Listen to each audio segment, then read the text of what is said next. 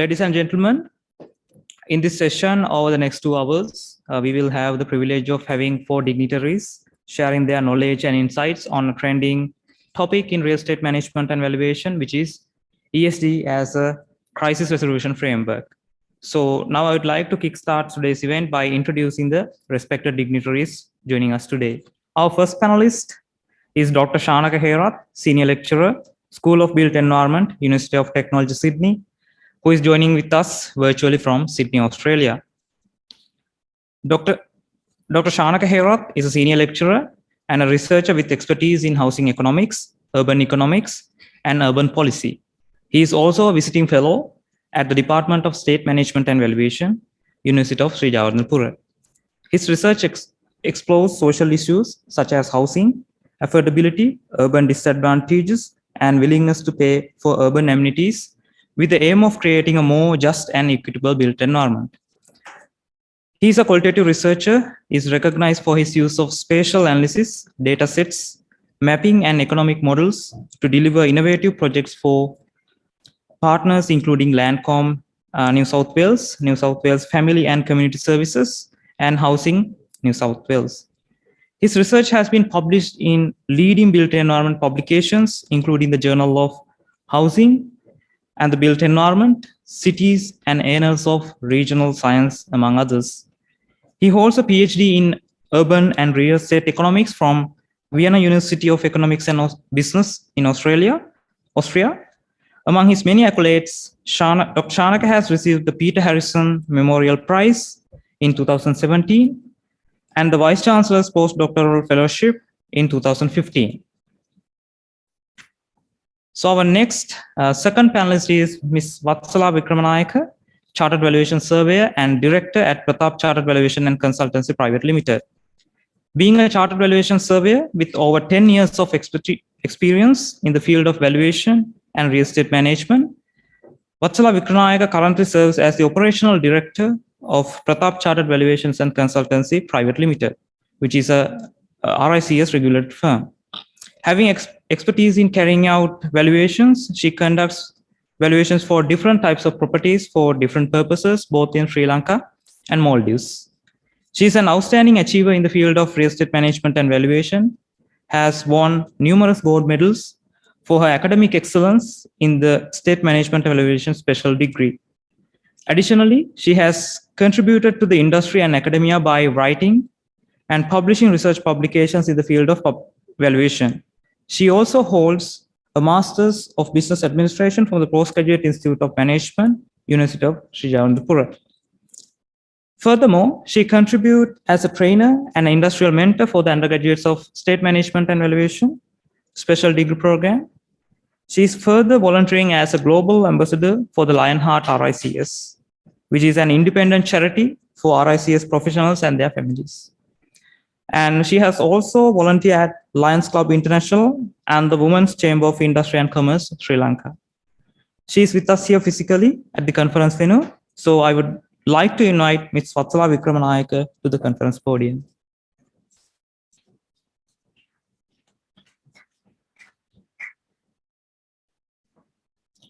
Let me now introduce our next panelist. So our third panelist is Mr. Bandula Ranatunga, Head of Information Technology, Colombo Municipal Council. So Mr. Bandula Ranatunga holds a Master of Public Administration and Master of E-Governance from the Postgraduate Institute of Management, University of Sri Jayewardenepura. He is the present Head of IT at the Colombo Municipal Council.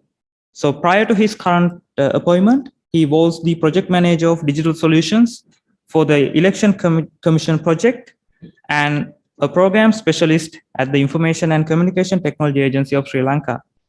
He was also the Chief Innovation Officer at the Ministry of Local Government and Provincial Council and Department of Local Government, Western Province. He has been a delegation to several reputed forums, workshops, symposiums, and conferences. Furthermore, he has published several research papers in reputed academic journals in the fields of people-centric, ICT-enabled process innovations, and business process re-engineering. He is also a member of Computer Society and the Cabinet Officer of Lions Club International. So he is also here with us today physically at the conference venue. So I would like to invite Mr. Bandulantunga to the conference podium.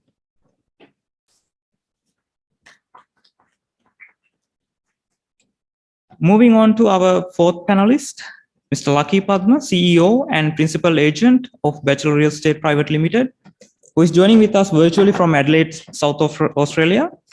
So Mr. Lucky Padma is a member of the Real Estate Institute of South Australia, a registered land agent and auctioneer. And he is also an associate member of Institute of Bankers of Sri Lanka. He holds a master's in entrepreneurship and a bachelor's degree in human resource management from the University of Sri Jayewardenepura. Mr. Lucky is counting out 12 years of experience in banking, finance, human resource management, and real estate. He has won many accolades, including the Best HR Entrepreneur Award from the University of Sri Jayewardenepura in 2016, in recognition as an outstanding young Sri Lankan role model for his inspirational entrepreneurial journey. He is also the first Sri Lankan who has started a real estate company in South Australia. So finally, I would like to introduce our moderator of the session, Dr. Chamir Udavatta, Senior Lecturer at the Department of State Management and Valuation, University of Sri Jayewardenepura. So Dr. Chamir Udavatta is a Senior Lecturer, a researcher, and a Chartered Architect. He holds a PhD in Civil Engineering and a Bachelor's in Architecture from the University of Moratuwa. His research interest lies in building construction technology, 3D printing, and construction automation. His teaching interest lies in building construction, construction technology, building pathology, and cost estimation. He is also a member of Royal Institute of British Architects and Sri Lanka Institute of Architects. He is an associate professional of the Green Building Council of Sri Lanka. He is also an active researcher conducting many research studies within the department. He has published interdisciplinary projects in a variety of outlets and received numerous awards, including the highest H-Index Award in 2020, Presidential Award for Scientific Publication in 2018, President's Award for the Most Outstanding Research in 2021, and the Architect Research and Publication Award for the year 2019-2020, the Research Award Sri Lanka Institute of Architects in 2020, and the Best Paper Award by the Global Academic Institute in 2017. So now I would like to invite Dr. Chamir Udavatta to the conference podium.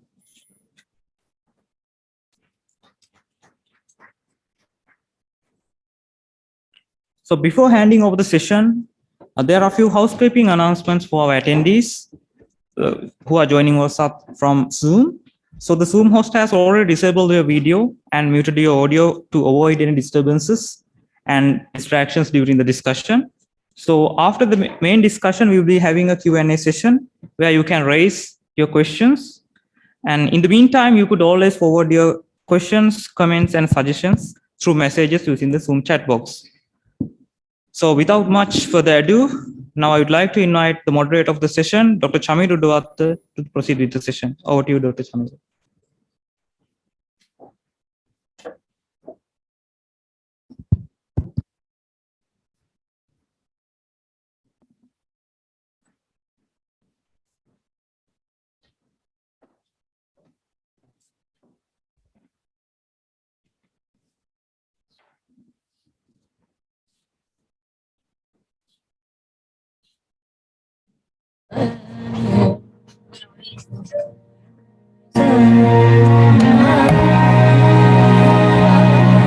The history of our country spans more than 2,500 years, ladies and gentlemen, dear professors. Tourists has been drawn to this stunning island located in an advantaged strategic location in Indian Ocean, sometimes to our advantage, sometimes to our disadvantage. We are a country rich in resources, both natural and artificial, as well as wonderfully resilient, lively, welcoming people. Those whose outlook on life has been molded by unpredictable politics, both internal and international. Let's forget that. Throughout our history, we were a resilient society. Adversity has hardened Sri Lankans to proud Tanakas culture. We have braved in hardship, but last year we faced a catastrophic economic failure. Moving from the failures, talking crisis a lot during almost 13 months of time. We all were looking for answers, solutions to come out of this crisis, or at least something we academics can do. We look at all around and found this new concept called ESG. It's booming in the world and contemporary new idea. This is the industry dialogue, ladies and gentlemen.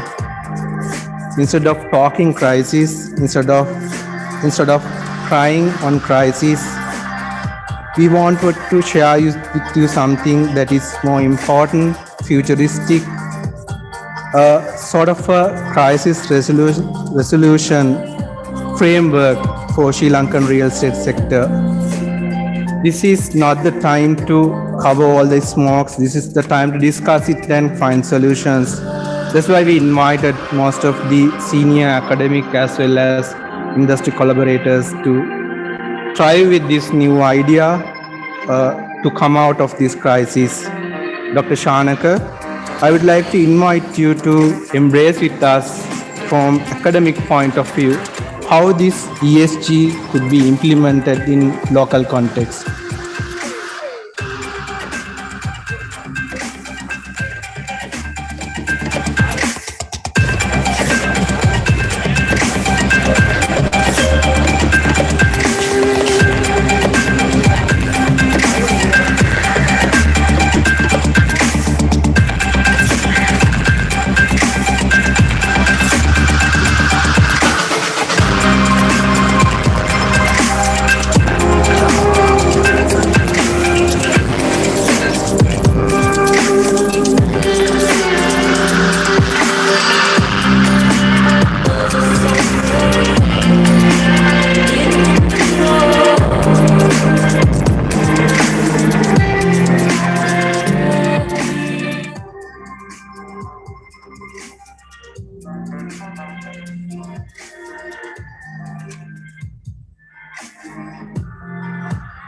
Thank you, Dr. Chamera. Can I go ahead?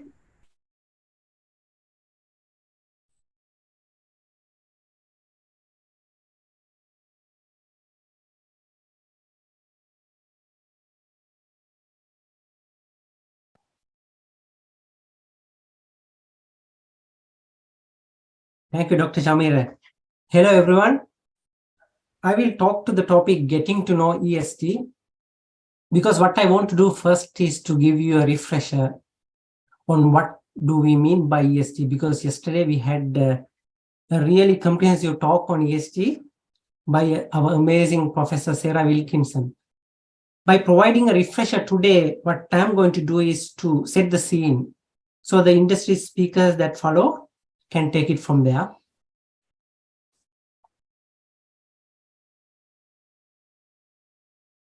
We now know ESG means environmental, social, and governance. And perhaps ESG is the most common buzzword in the business world today.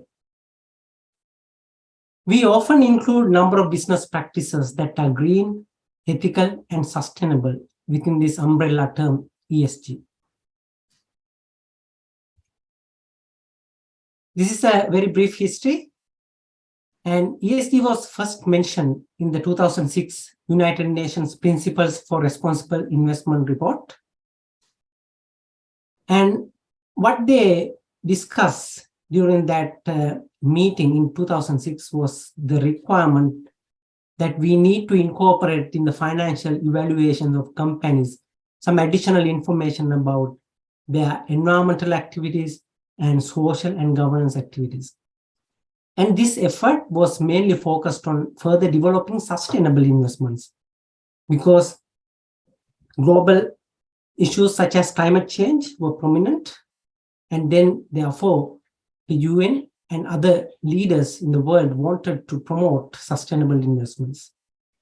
At the time, 63 investment companies composed of asset owners, asset managers, and service providers signed with $6.5 trillion in assets under management.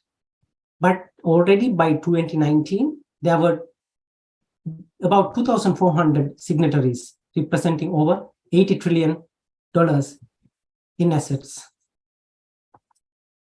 With more businesses incorporating ESG strategies, and with the expansion of ESG reporting frameworks that I will discuss in the next few slides, we also have seen a wide adoption of ESG investing.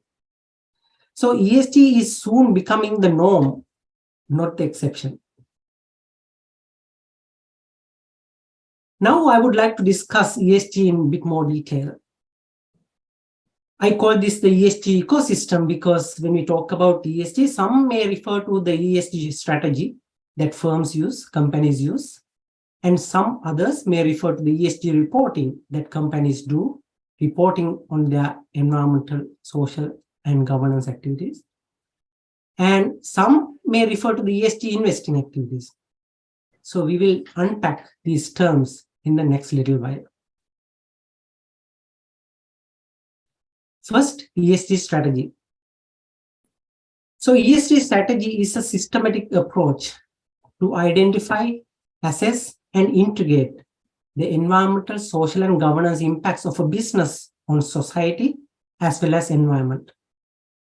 In other words, companies incorporate environmental, social, and governance considerations within their company policies so that they can perform better in terms of environment, society, and also in terms of their management of day-to-day activities.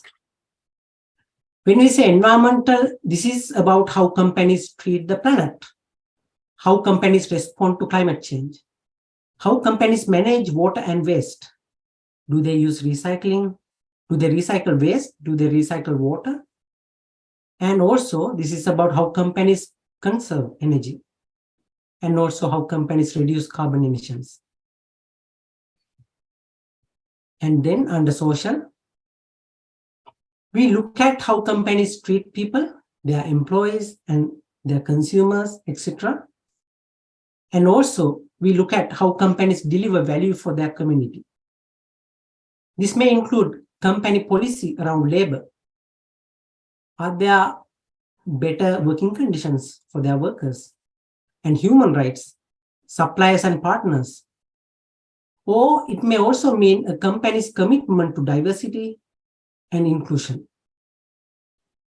An interesting and very hot topic these days in many countries is about the equal pay for men and women. And if a company is striving to provide a framework environment where men and women doing this similar job are paid a similar wage, so that can be considered a social consideration within the ESG. And also, a company may be committed to the well-being of people. They may be committed to modern slavery compliance, or they may be committed to provide more efficient or more effective contracts for their workers. And in terms of governance, this is about how companies structure and run their businesses. And also, this is about how companies make decisions. These will look at board diversity.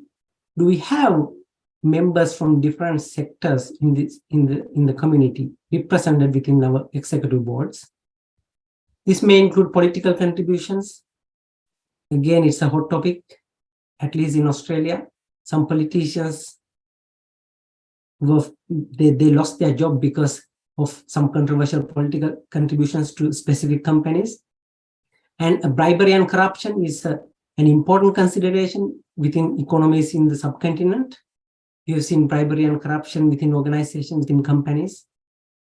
And hiring and onboarding processes or induction processes, and ethics and transparency. All these are considerations within the governance aspect.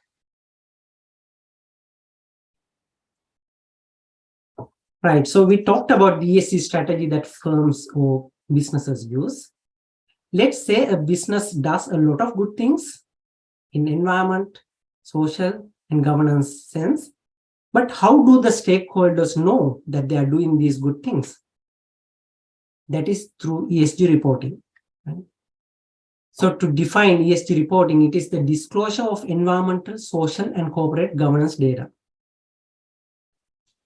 Now, if you look at different economies, advanced economies like US, UK, Australia, etc., there are a number of selected frameworks that they have chosen to report on these environmental, social, and governance activities. I have listed some of them. And the first one and the third one are the most common frameworks that are used in Sri Lanka. So Global Reporting Initiative, GRI, established in 2009. This particular framework expresses impacts such as climate change, human rights, governance, and social well-being. So it's quite wide-ranging. And then Carbon Disclosure Project, CDP, established in 2000. This is a framework where the businesses can provide environmental reporting, and also they can present or disclose data on risk management activities that they're doing. So for instance, CDP framework has been used by 8,400 companies in 800 cities. And Sustainability Accounting Standards Board, SASB, established in 2011, they develop frameworks or standards that display both sustainability and financial fundamentals. A unique feature of this particular framework is that they have defined ESG considerations per industry, every industry. Right? And the last one here is Task Force on Climate-Related Financial Disclosures, TCFD, established in 2015. They report climate-related financial risks, such as physical, liability, and transition risks to stakeholders. The point here is that there are a number of frameworks that can be used to report on these environmental, social, and governance activities.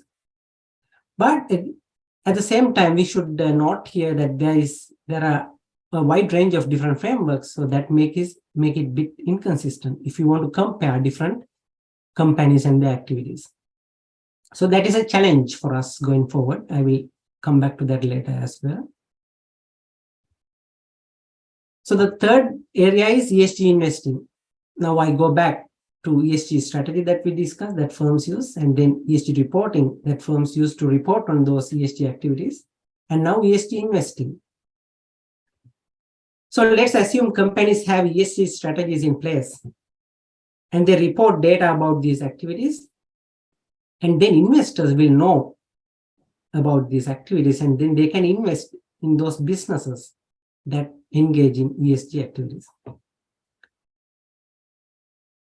So ESG investing means that ESG investing means that investing in ESG compliant businesses that use environmental, social, and governance activities to improve their efficiency, effectiveness, and also to be good citizens by engaging in these activities to preserve the environment, to make sure that there is equity in the society, etc. Right? So investing in ESG compliant businesses is also known as green investing, ethical investing, sustainable investing, SRI, that stands for socially responsible investing, and also impact investing. But the good news is ESG compliant businesses doesn't mean that they are poorly performing. So in fact, research and evidence suggest that those businesses that are ESG compliant, they actually perform better. So how do we as investors choose these ESG compliant businesses? That is through investor screening. So what do we mean by investor screening? So when we look at different investment opportunities available out there, we choose businesses that align with our personal values. One may pick firms that are members of the 30% club. So members of the 30% club means that at least 30% of the board members are women in those businesses, right? So we value diversity in that way. Or one may choose to invest in companies that work in line with the United Nations sustainability goals. And when we look at these particular attributes, this is called positive screening. We are looking for positive aspects in terms of ESG. Alternatively, you can do negative screening, which means that you are looking at some negative aspects concerning ESG. As an example, given your personal values, you may not want to invest in companies that deal with fossil fuel, or you may not want to be part of a business that sells alcohol or tobacco. Right? So once you do a screening in that way, you are able to select some ESG compliant that align with your personal values and add those particular investments into your portfolio. Now, again, similar to the different frameworks, we also have different rating agencies that rate those different firms depending on the level of their ESG activities. So a popular one is a popular rating system is called MSCI. And this rating scale rates firms from AAA to CCC. And within their ratings, they have included over 6,000 global companies and more than 400,000 equity and fixed income securities. And you might have heard this one, Sustainalytics, and it's widely known for their rating scale, Morningstar. It's called Globe rating as well. The scale here ranges from 0 to 100. And they rank or rate firms looking at their ESG activities from 0 to 100. And then this particular rating system also has sector and industry-based comparisons. Over 700 companies across 42 sectors are rated in this particular rating system. And a couple more examples, I will not go into much detail. RepRisk, another rating system, and Institutional Shareholder Services is another rating system that's available. Like I mentioned before, there are a number of different frameworks that make it very inconsistent if you want to look at different businesses, companies engaging in ESG activities. Likewise, the presence of different rating agencies also make it more inconsistent if you want to compare different firms or companies. You may recall from Sarah's talk yesterday, she also mentioned that these different frameworks create an arbitrary environment where the decision makers, investors or businesses may find it difficult to decide what kind of frameworks to use or what kind of rating systems to use. As a result, you can see at the bottom of this slide, United States Securities and Exchange Commission has decided to create their own ESG disclosure framework so that it is more consistent and they can compare information across different sectors and industries. So to summarize the last few slides, this is an ecosystem consisting ESG strategy, ESG reporting, and ESG investing that will ultimately transform our economies for good. Talking about ESG, we can show in this slide that ESG considerations can be broadly mapped to the 17 Sustainable Development Goals. So Sustainable Development Goals or SDGs have been the prominent consideration of businesses who wanted to make their operations more sustainable in the last few decades. But since 2006, ESG have been also discussed as an important consideration. So you can see in this chart here,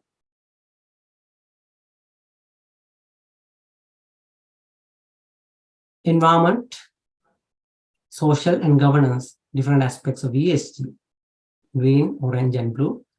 You can include them under each of the SDGs. So for instance, ESG strategies to eradicate poverty and disadvantage that firms or companies use are highlighted in the SDGs on end poverty and zero hunger. And here at the bottom of this chart, ESG strategies to preserve the environment are highlighted in the SDGs on life below water and life on land. And the third one, ESG strategies involving principles of governance are highlighted in peace, just and strong institutions, and partnerships for the goals. So in other words, if a company is committed to a particular ESG, they are inadvertently achieving sustainable development goals as well, because there's a strong overlap between SDGs and ESGs.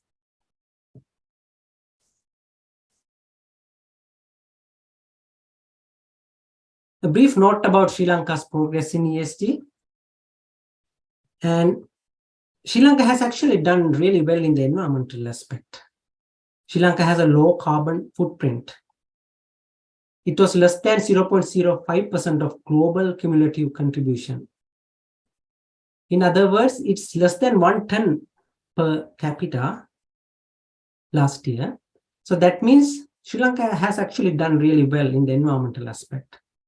Sri Lanka is also a signatory of the Paris Climate Agreement in 2015.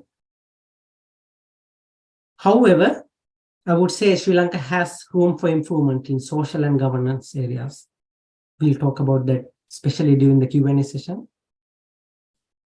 And Sri Lanka has also made some progress in terms of moving ESG movement forward. For instance, Sri Lanka has commissioned reports on greening the apparel sector and ESG practices within the IT BPM industry. And there's an increasing take-up of ESG among Sri Lankan businesses. And the most common reporting frameworks that Sri Lankan businesses use are the Global Reporting Initiative that I explained a while ago, and Sustainability Accounting Standards Board initiative. And also we are doing more and more public discussions on ESG. That means that knowledge is shared between potential investors and also professionals in the businesses. Sri Lanka had its ESG summit in early this year, which was organized by HSBC and Financial Times. And now we have a session discussing ESG within this conference, ICREMV. And also I've gone through some regular reports by Ernst & Young on ESG in Sri Lanka. Just to summarize, ESG is gaining momentum, and directors and CEOs need to think about ESG as part of a company's overall strategy. Businesses who embrace ESG idea are performing better and safer for all stakeholders, including investors, employees, customers, and the community. The companies measuring and reporting on ESG, they will have better access to capital that can fuel strong company performance in the long run. And today's investors are ESG savvy. That means around 25% of investment funds actually do invest with ESG goals in mind. And there are also ESG consideration funds, ESG focus funds, sector, impact, and more funds that specifically focus on ESG compliant businesses. I will stop here for a moment and now hand back to our moderator, Dr. Chamir. Thank you. Thank you. Thank you, Dr. Shanaka. I think Dr. Shanaka mentioned more academic and theoretical background on ESG. Now I'd like to invite Mrs. Vatsala, how we can implement these factors, concept to the local context. So Vatsala, over to you. You can use the slider.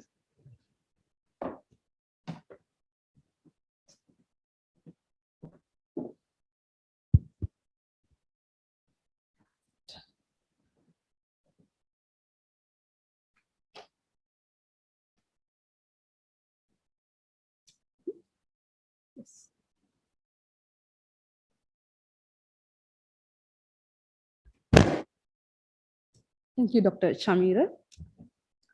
I think today, as a property valuer, my target or my focus is to explain our audience what is how we can adopt these ESG factors in property valuations. There also we have different challenges that we have to overcome, and what are the strategies we can use. Those are the things that I am going to cover with this session dedicated for my time slot.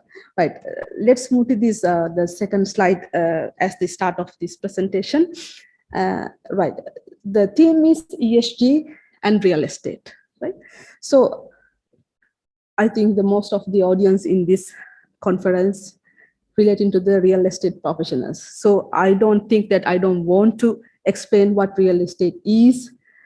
And also I think I don't want to explain what ESG is, because this Dr. Shanaka very well explained what is the ESG, what mean by ESG in relation to the reporting, in relation to the strategies, and in relation to the rating, right?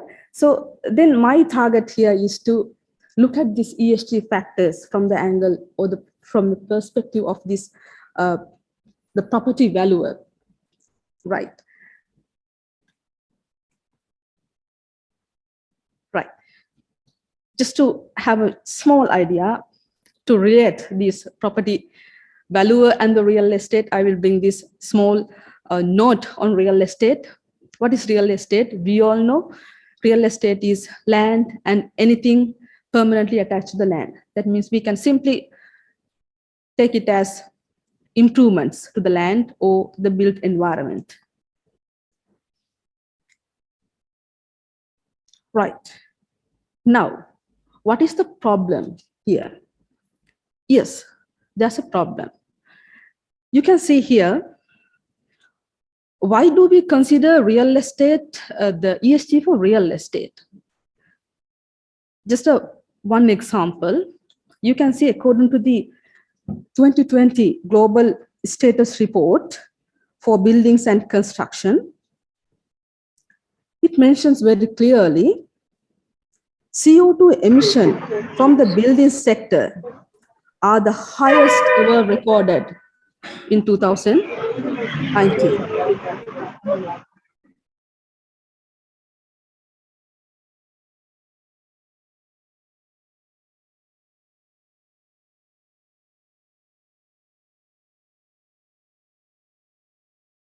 Is the highest contributor, which is the 40% of the carbon emission. So we have to think.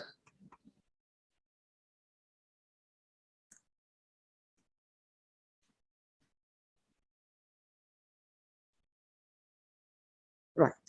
We have to think. There's a problem on our head as real estate professionals. That means our creations, buildings, and the built environment contributing 40% of the carbon emission. So this is the worldwide issue. So now we have to be the part of the solution, right? Then we must come together to solve this globally. That is our duty as a real estate professionals, but still I'm going to focus because real estate professional is itself a like wide area, but I'm further focusing my area to the property valuers perspective, right? So what is we are heading, where we are heading to, right? According to this built environment and the real estate, the above mentioned report clearly mentioning that to achieve this net zero carbon target by 2015, the CO2 emission from the built environment must be reduced by half by 2030. Right now we have the target to achieve as real estate professionals. So now we are on the journey towards this net zero emission, efficient and resilient building and construction sector. Right. I think you all know the net zero carbon targets. And if you are like not aware, you can Google it. You can find ample of research and literature on that. And here I don't want to explain that thing, but we have to understand that such kind of target we have on our shoulders. So just to show you this show you this the journey that the real estate sector has put forward from 2015 to 2020. Now we are in 2020. Here we have the 2030 target, that is to decline, like many businesses and cities, they have the deadline to meet this net zero carbon target, and 2050 is the 2050 is the last backdrop to achieve this final target. Right. Then let's think about the sustainability and the ESG, right? I don't want to here explain what is the definition, more definitions for the sustainability, because we can't find any one piece definition for the sustainability to suit for every purposes. But here I'll take the sustainability definition for the perspective of the property valuers perspective. I took this from the RICS Red Book. It says the sustainability for the purpose of these standards taken to mean the consideration of matters such as environment, climate change, health and well-being, the personal and corporate responsibility that can or do impact on the valuation of an asset. So here the sustainability means, it further describes that sustainability may also factor in environmental, social and governance considerations. That is the sustainability definition relevant for our profession. So ESG, then also RICS Red Book defines what is ESG relevant to our profession. That is the criteria that together establish framework for assessing the impact of sustainability and ethical practices of a company on a financial performance and operation. Here also, I think I would like to connect this to the to Mr. Dr. Chanaka's the presentation. This is where he was explaining while doing his presentation. All these ESG factors are relevant to the, we are discussing more with the company's financial performance and the operation. Here, what is my duty then? That is, because what is the difference between the Dr. Shanaka's presentation is my presentation? He took the broader view of these ESG factors in the aspects of the company, financial and its operation. So what I am talking about, I'm talking about because these ESG factors can be used to describe the characteristics and the operation of the individual assets as well. So as a property valuer, what I'm going to do here is, because I don't want to overlap these things, Dr. Chanaka very well explained how the ESG factors affecting with these companies and their operations. I'm talking about how these ESG factors and these characteristics can relevant to the individual assets. That means maybe the building, or maybe the residential property, or maybe the commercial property, or maybe the condominium property, that kind of individual assets aspects. So my presentation is more focused to this asset category as a property valuer. So then what is our duty as a property valuer? Right. As a valuer is also the real estate professional who execute the valuation process to determine the value of an asset. Right. Then as a valuer, we have to collect, analyze, interpret market data, and sometimes legal data. So the role of the valuer is to reflect the market and not lead them. Because I have highlighted this thing in a red color, because I will explain why this term, this sentence is more relevant. We as valuers, we do not lead the market. We reflect the market. Market means the market participants, the demand and supply aspects of the property market. Right. So in our profession, we have different professional organizations. In the Royal Institution of Chartered Surveyors, the main body for our the members, and the international valuation standards. So those are the two main professional bodies in our aspects to set up standards and for provide guidance and the standards for our practices. So there are IVSC technical board. They believe that thorough consideration of ESG factors by valuation professionals can improve the fundamental analysis they undertake and ultimately the valuation conclusion they make. That means, as valuation professionals, we have to have thorough understanding of these ESG factors. Then also the IVSC technical board are especially focused on this quality and the comparability of this ESG information provided by the valuers and how to integrate these various ESG factors into the valuation process, which is the challenging one because it is difficult to quantify these ESG factors into a number for comparison purpose and to the comparable analysis to reflect the market. Right. So let's take into the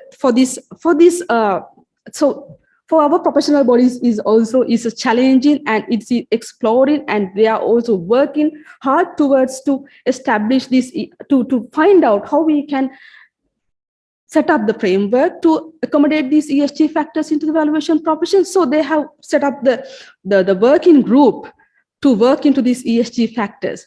So this working group is initially targeting these two research areas. That one is ESG rating. I think Dr. Shanak very well mentioned how ESG rating in relation to the companies. Here, the IVSC is working how ESG ratings can be set up into the professional, the property categories, or how to understand how this done and who is the best in class. Then capitalization process. Do companies invest a lot money in real estate in relation to ESG? And the asset valuations, that is how to factor these ESG within the asset valuations. Right. Then there's a question here in our mind. ESG is a broader term: environment, social, and governance. So to accommodate these things, to adopt these factors, we must know what are the factors under the environmental, under the social, and the governance. What are the factors actually? This is also, it's a very critical area because it is not easy to limit these categories. These are not limited, but for the analysis purpose, this working group, for the most impacting factors are categorized into three, such as for the environmental, they categorize, they recognize these subcategories as air and water pollution, biodiversity, climate change and carbon emission, deforestation, resource efficiency, waste management, and water scarcity. For social aspect, for our profession, we consider community relation, conflict, customer satisfaction, data protection and privacy, development of human capital, employee engagement, gender and diversity, health and safety, human rights, working conditions. For the governance aspects, we do consider audit committee structure, board diversity and structure, bribery and corruption, corporate governance, executive remuneration, institutional strength, donation and political lobbying, rule of law, transparency, whistleblowing schemes. So these are the subcategories identified by this working group under IVSC, working towards this ESG framework. Right. So now where are we? So now, yes, there's a question now.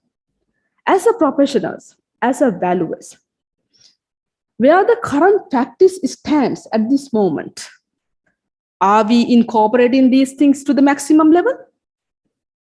Or else, whether we are not considering anything of the ESG? Right. To find out this thing, this ESG working group has launched the survey to understand the valuers and the valuation providers journey in relation to quantifying these ESG factors in their valuation. So they have raised 6 questions for the valuation service providers, And they have received 170 responses where they categorize into these amazing results. You can see the question 1. What is the question 1? They're asking, when measuring, assessing, rating, monitoring, analyzing, or reporting on ESG considerations, what framework, guideline, methods, or standards have you found most useful in course of your valuation work? So you can see these amazing, kind of like not amazing, it is like kind of a sad answer. That is 25% of the respondent, their responses as 25% says no framework they are applying at the moment. That means there's a pressing need for the standards on ESG in valuation, particularly as more markets beginning to consider this ESG, you all know, as a result of EU regulations as well. So this specific requirement will come into the market over the next few years. That means market will require proper framework to identify the impact of these ESG factors in property valuation. So what is our duty or our challenge for us? Valuation service providers need to be ready to face these expectations, because in near future there will be many frameworks coming into our hand. Then we must be ready to grab them and accommodate those things in our valuation profession.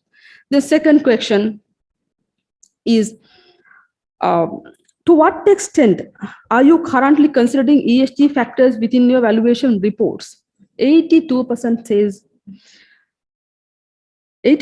says valuation providers giving the responses between 1 to 2. 1 to 2 means they are not currently considering ESG factors within their valuation reports. Even though they tell like this, responses is like falling within this 82. IVSC standards, RICS standards, throughout their standards, they clearly mention and guide the valuers.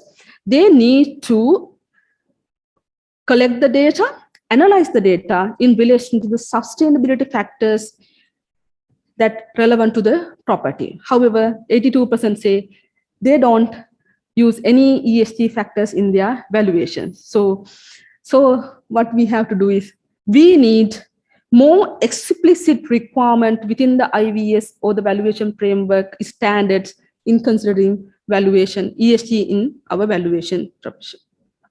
Right. The third question they raise is, I don't want to explain all these 3 questions. You can Google it and search it. I will just go through these questions quickly. Third question is, do you believe that the quantifying the impact of ESG valuation requires the development of whole new approach and methodologies? Because we are already using 3 approaches: income, comparison, and cost. Whether these 3 approaches are sufficient, right? So the question responded say that 60% believe that existing approaches or the framework can be suitably adopted, these ESG factors. And 40% says they want another approach and methodologies to identify these ESG factors within the valuation. However, the IVSC board, they believe that no need to go for new valuation approaches or methodologies, but we need more explicit requirement within IVSC to quantify these ESG things, ESG factors in our valuation process. Right, fourth question is, to what extent the current state of information in public companies generate general purposes financial statement in your jurisdiction sufficient for you adequately address the impact of ESG? That means information on the ESG within the public company, general financial statements to adequately address the impact of ESG factors. Then they are also, they say 36% says it is sufficient, and the rest says moderate and not sufficient.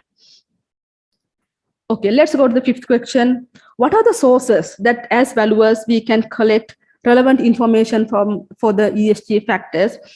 30% responded says that we collect ESG related information from the discussion with the management from the evaluation, and 23% says that they use the industry reports, and 21 says they use kind of like corporate sustainability reports. So, right. Then sixth question is, what is your view?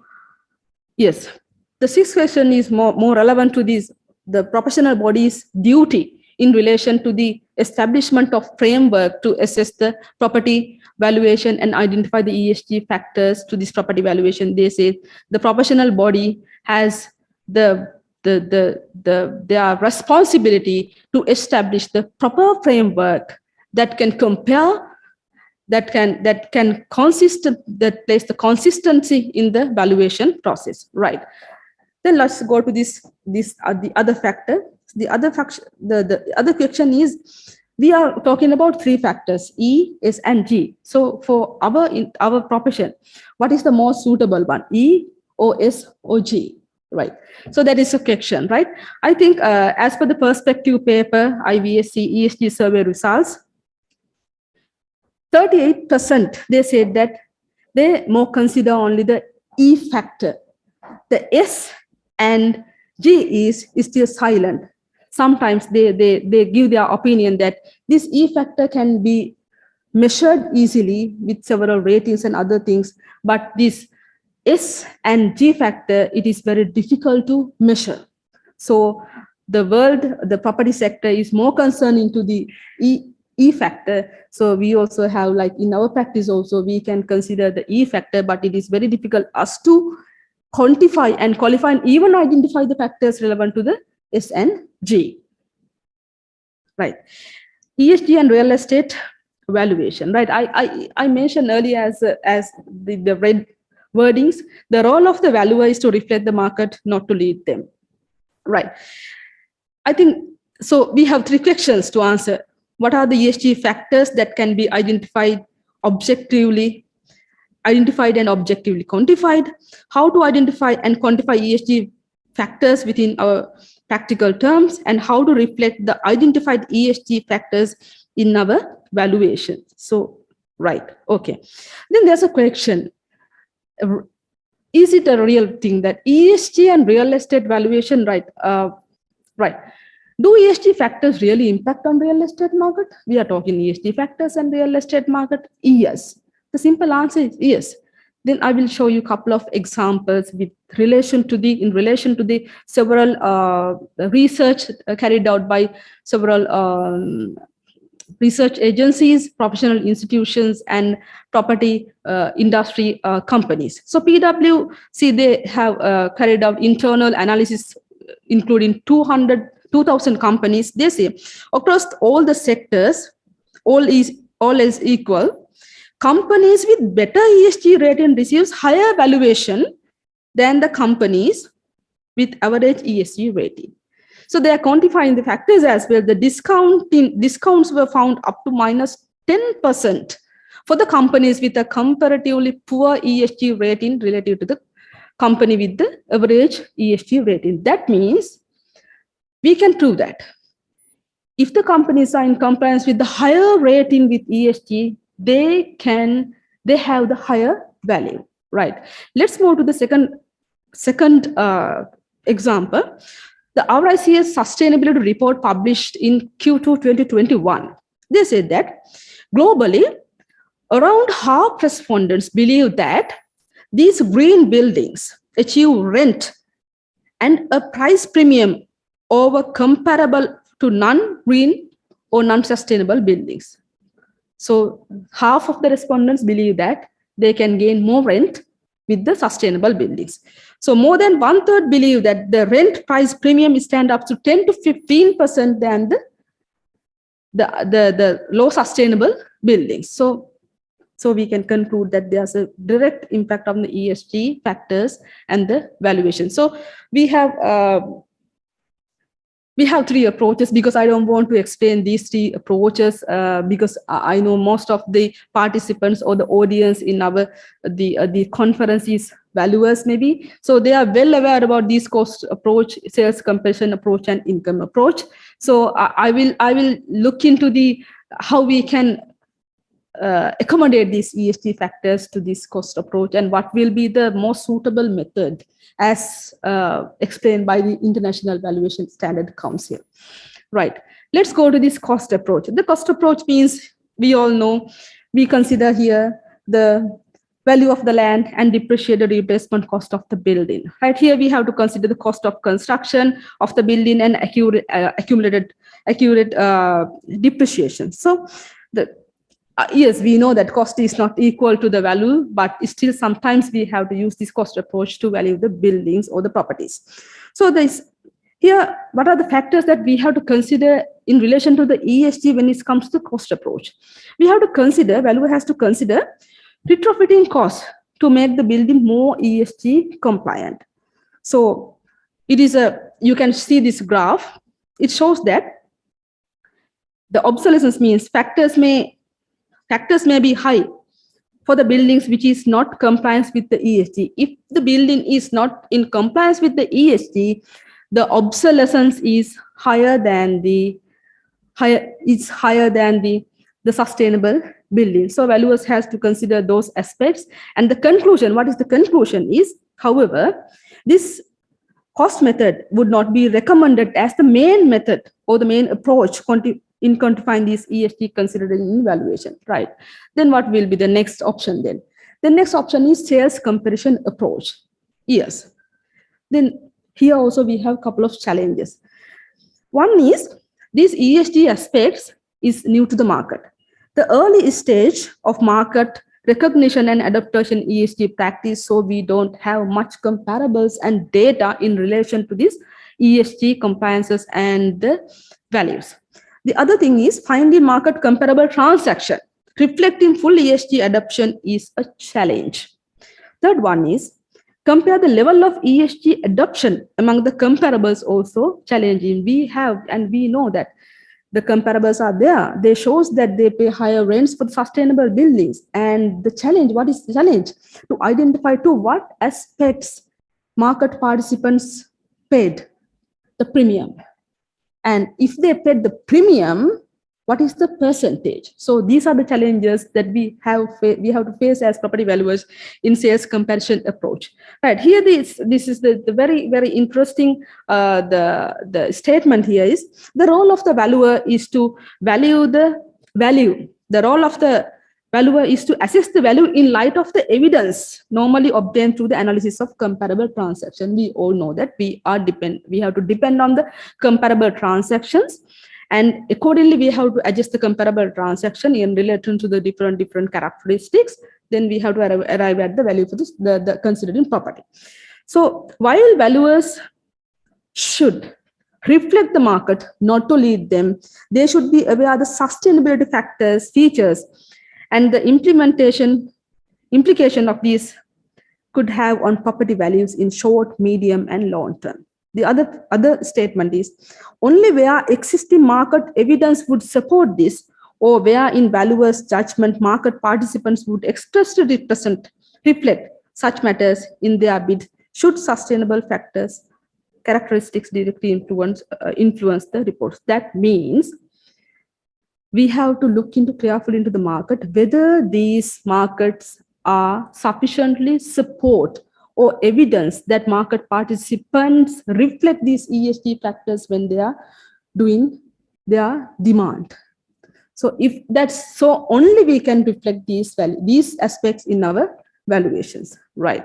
So simple example, we have two aspects here, demand and supply. So there are factors affecting demand and supply, we all know there are different micro and macroeconomic factors and property characteristics that the effect on the demand and supply of the real estate. So the question here is whether the sustainability factors or ESG factors affecting to this demand. That's what we have to analyze. Right.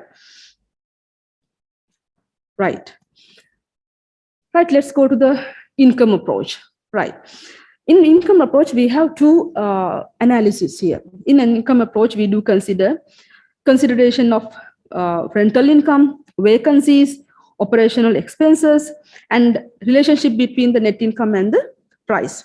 So there we do two analysis, that is income capitalization analysis and the discounted cash flow analysis. According to these reports, the IBSE perspective paper states that DCF method of valuation is the most suitable method of valuation that can quantify the ESG factors, because with the DCF method, it can be explicitly reflect the factors and assumption in our valuation calculation and valuation process. Right, let's move to this. I will go through, I think, okay, right. This let's go to this income capitalization. Just look into that. I don't want to go into this detail of this methodology. In simple terms, value equals the net income into YP. Right, net income is just, in simple terms, maybe the rent, yes. Then YP, in this approach, valuers needs to estimate the rental value, vacancies, expenses, and outgoings. So there are two aspects we have to consider: tenants. So with the benefits of the occupied higher ESG rated buildings, tenants will demand more because they can save their operational expenses with the ESG rated buildings, because they are more energy efficient, maybe like with innovative systems are there. So tenants are more demanding to these ESG compliant buildings, and they will pay more rent as well. So in the investors aspect, if they can get more rent, investors will invest more in these sustainable buildings. I put one example as well, because in market they will pay a 10% premium than the non-sustainable buildings over the highly rated sustainable buildings. So right. So the other factor is in the investment method is capitalization rate.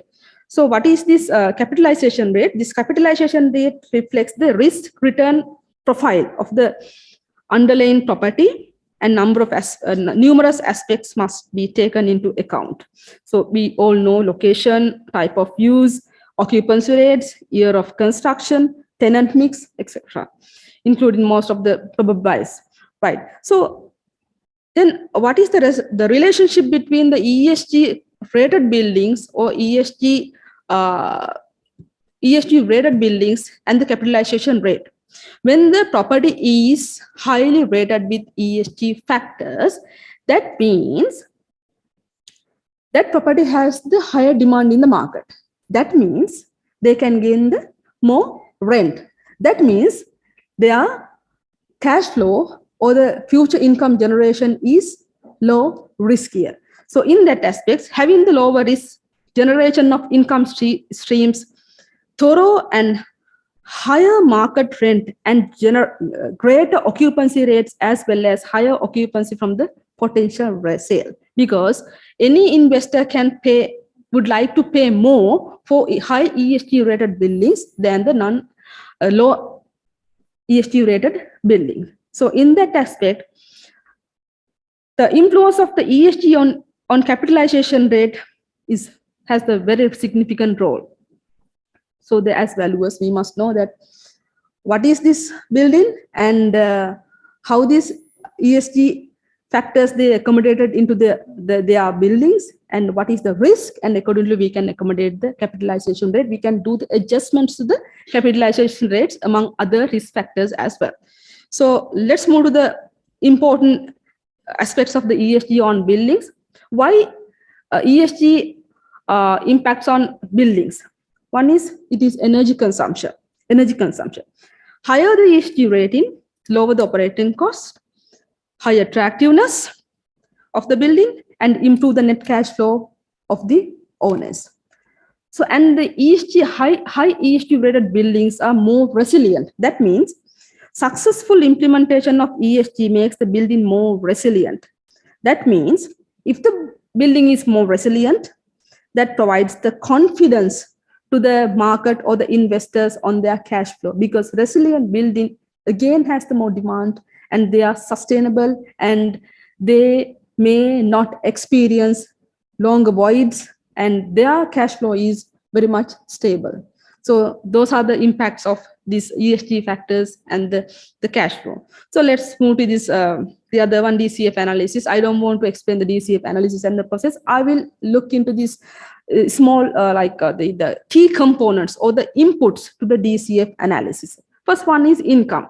So recent studies from the JLL and Knight Frank, they have they state that the ESG factors, there's a direct correlation between the rental premiums and the higher ESG ratings. So that means when we consider the income, we must know that what is the ESG rating related to the building or the property. So other thing is increase in demand from the occupiers with the ESG requirements. Definitely occupiers will put higher demand for the ESG related buildings. That means they will pay more rents.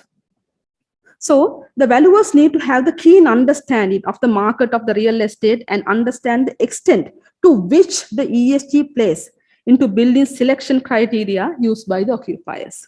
Right. The next thing is buildings with higher ESG ratings may well receive both higher rents or higher occupancy levels compared with the buildings with poor ESG or no ESG ratings. So as a valuers, we must understand the selection criteria used by the tenants, because we have to reflect the market, we have to put into the buyers or the tenant's shoe, and we have to look into what are the factors, ESG factors they do consider when they put in their bids or when they are doing their demand, or when they are considering the willingness to pay for the rents. So, and also for the type of buildings they are valuing are based on the criteria analysis comparable carefully, and do the adjustment. That means we as valuers we have to do the comparables and analysis and do the adjustments according to reflect the market. Right. When it comes to vacancies, it's simple. As I explained earlier, buildings that meet sustainable ESG criteria may receive higher demand from the occupiers and rent more quickly than the similar class of alternative buildings that does not meet this criterion. The second thing is, as a result, the valuer will need to carefully consider the vacancies and downtime projections with the cash flow based on the building's competitive positions to probable tenants. So let's move to this discount rate. Very argumental area, and I know that there are different arguments and perspectives and opinion on this factor, but I'm reflecting here the perspective papers findings of the IVSC. And this discounting factor should reflect, we know that discounting factor should not reflect the time value of money, it should reflect the risk associated with the type of the cash flow. Right. Now, when it comes to the property, we do consider the cash flow when we do in the DCF analysis. So of course, we can consider this time value of money, we can do the adjustment. So what is the risk for this cash flow? So when it comes to the risk, associated risk, the potential risk may, potential increased capital expenditure is a risk. Potential additional taxation is a risk. Longer voids is a risk. Rental decline and higher exit deals are also the risk. So we know that due to the ESG factors, these associated risks may increase. So as a valuers, we have to think on that, what will be that risk and what will be the impact. Then we have to do the adjustments for this discounting rate among the other factors. So this associated risk could not in higher discount in pricing to reflect the increased risk of obsolescence. Right. Then let's move to this terminal capitalization rate. I think you can very well understand now.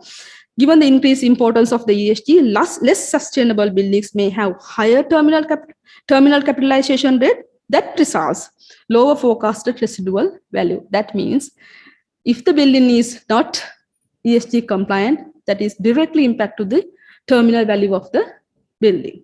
So there are other factors as well, capital expenditure, finance, and the useful life, because ESG factors and their accommodation and adoption will directly impact to these capital expenditure, finance, and the useful life as well.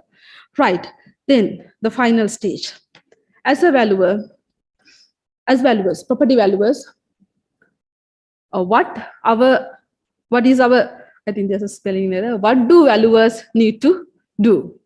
What do valuers need to do? So what is our responsibility and what is our position when it comes to the ESG and the property valuation? First one is, as valuers, we have to monitor the continued evolution of the ESG and what building aspect results in higher and lower ESG ratings. So we have to be aware about the ESG rating systems in relation to the building and the property, whether we have building rating systems, and if there is so, how it can relate to the property analysis, comparable analysis. The second one is, when evaluating a building in the market, in its market, be aware of the applicable governmental ESG measures. Right. I think in other countries, they have different government measures to accommodate these ESG factors in the property sector. Do we have such kind of things? And if we have such kind of things, what are these implications? What are these applications? We have to be aware. And third one is, maintain the key understanding of the leasing and other market requirements to accurately reflect the supply and demand considered in the ESG. Yes, that is the trend. Now we have the trend. We can see a green investing, green leasing. So as a valuers, we must know that what are these new trends and how these market reflect these rents and the price premium in accordance with these market and these market behaviors. So the fourth one is, understand the ESG features of comparables used and determine how much emphasis market participant place on such factors. That is the most critical area.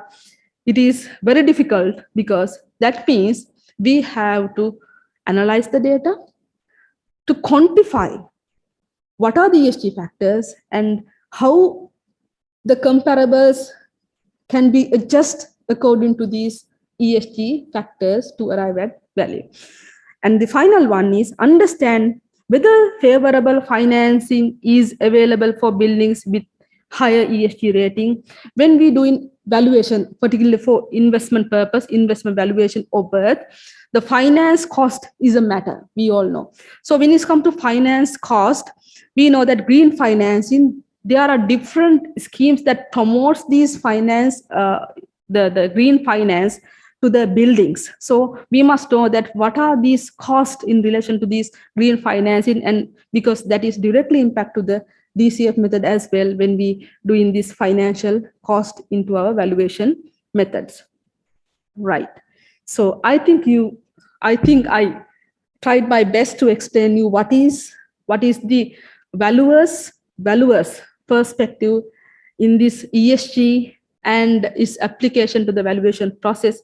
Finally, I can say that, yes, we have to reflect the market. As valuers, we cannot lead the market. But still, as a professional, as a human being, we have the responsibility to take care of our planet and the people. Ultimately, it is all about planet and the people.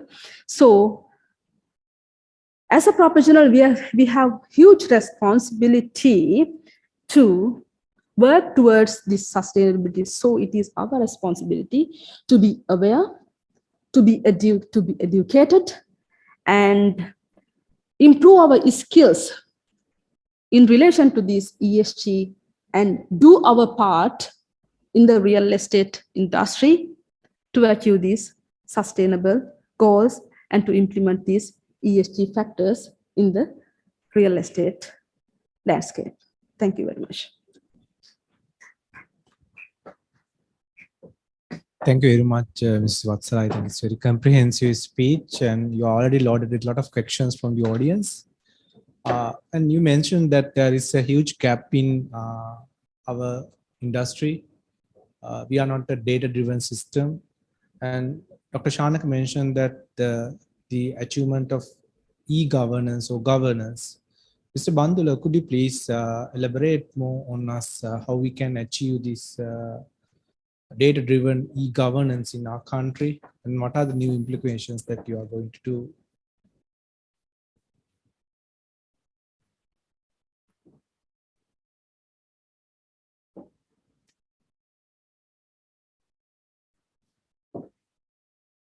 Right. Thank you very much.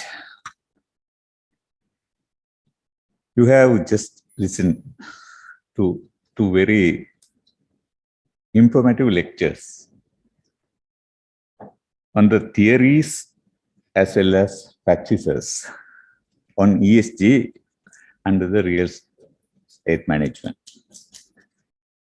As well, you are going to receive a lot of new and very useful knowledge about ESG, especially again related to the real estate management in coming speech also. But I would like to draw your attention to something quite different, but very relevant. In previous presentations, we heard about the importance of transparent and quality data and information for ESG management, and also unavailability of such information related to real estate professionals in Sri Lanka, especially in Sri Lanka. I'm trying to draw your attention to this point. My opinion is the government is fully responsible for the unavailability of transparent and quality data and information. In other way, the government has the primary responsibility to provide you with transparent and quality data and information.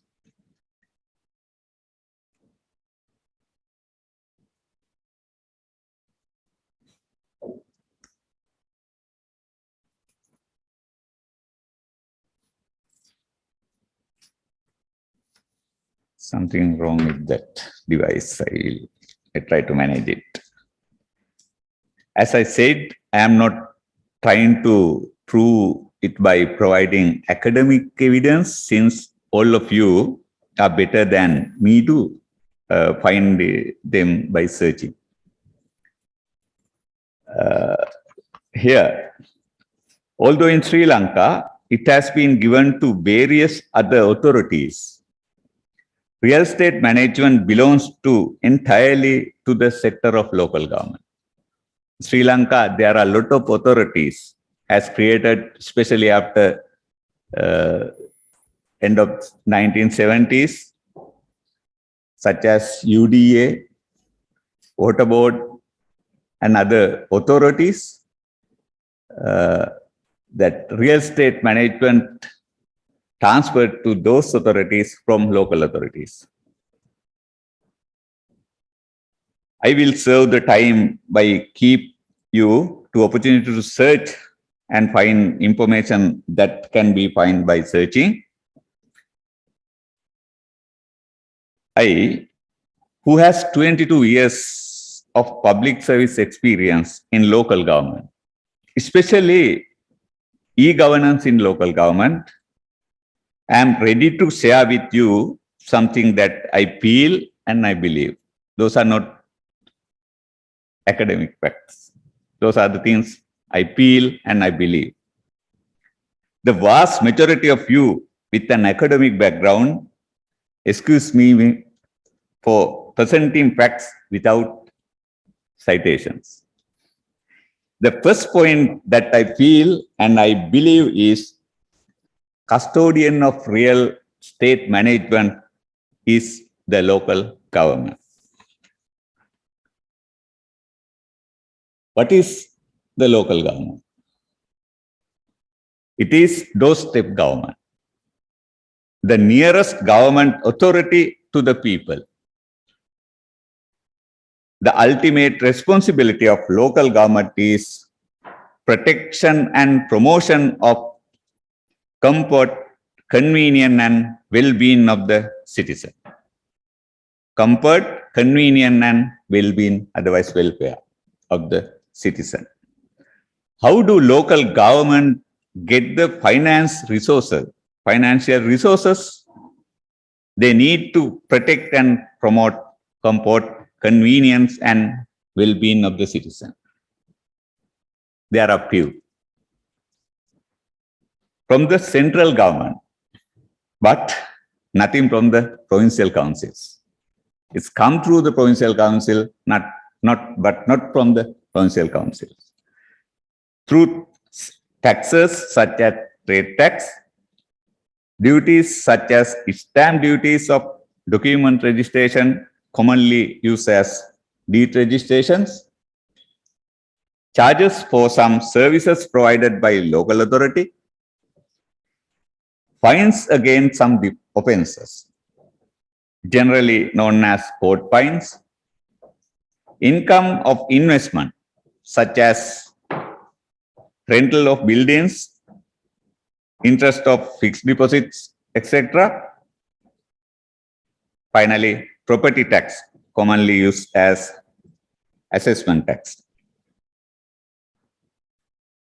Among these sources of income, there are some of sources of income directly related to real estate management and valuation. First, stamp duties. Most of time, it is almost 25% of the total revenue of local authority.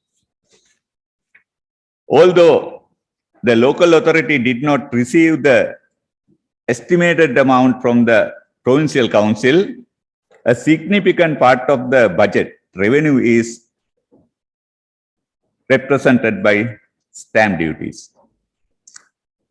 Yes, I have to agree with you. It's not something that can be actually estimated by your guys, to your guys. But the problem is that we don't get everything that comes to the provincial treasury. My opinion is the local government should be the authority who have to decide the value of the property, which leads to the stamp duty, not the revenue department of provincial council. That's my opinion. And you are the related professional in such a process, madam. You have to create that professionals for local government. Secondly, rental income of own properties.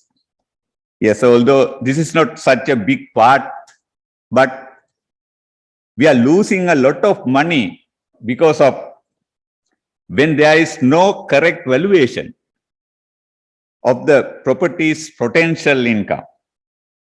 Again, you are the professional in this process also. You have the responsibility for that valuation. Property tax. Whether called assessment tax or property tax, in my opinion, this is more of a fee than a tax. Why do I say that? We can understand it if we study the theoretical process to calculate your annual assessment fee, not the tax.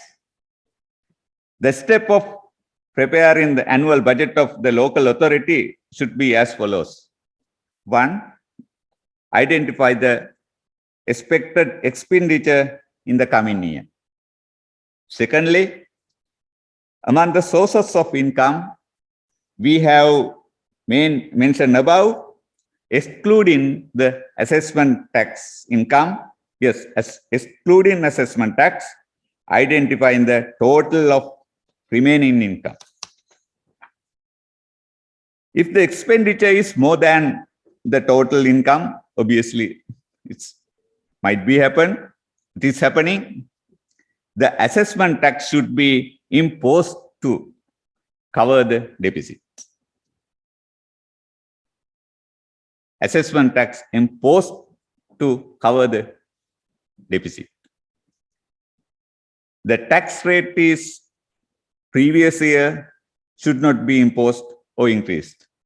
Normally what we are doing, increase it by 10 times or some figure and put to the budget saying this is our estimated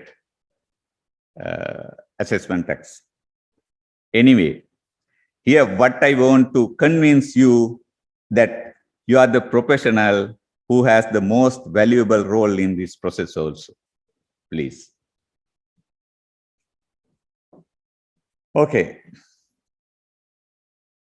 Ladies and gentlemen, please tell me, do your professional fulfill this responsibility properly as real estate managers and valuers? How is your professional engagement in the field of the local government? How? Again, as per my opinion, there are three main departments or divisions. Three. In a local authority, the real estate management and valuation professionals should be engaged, such as assessors department. This is not that national valuation department. This is assessors department of the local authority. Treasurer's department or finance branch in urban council and Pradeshiya Sabhas. City planning department, otherwise planning branch.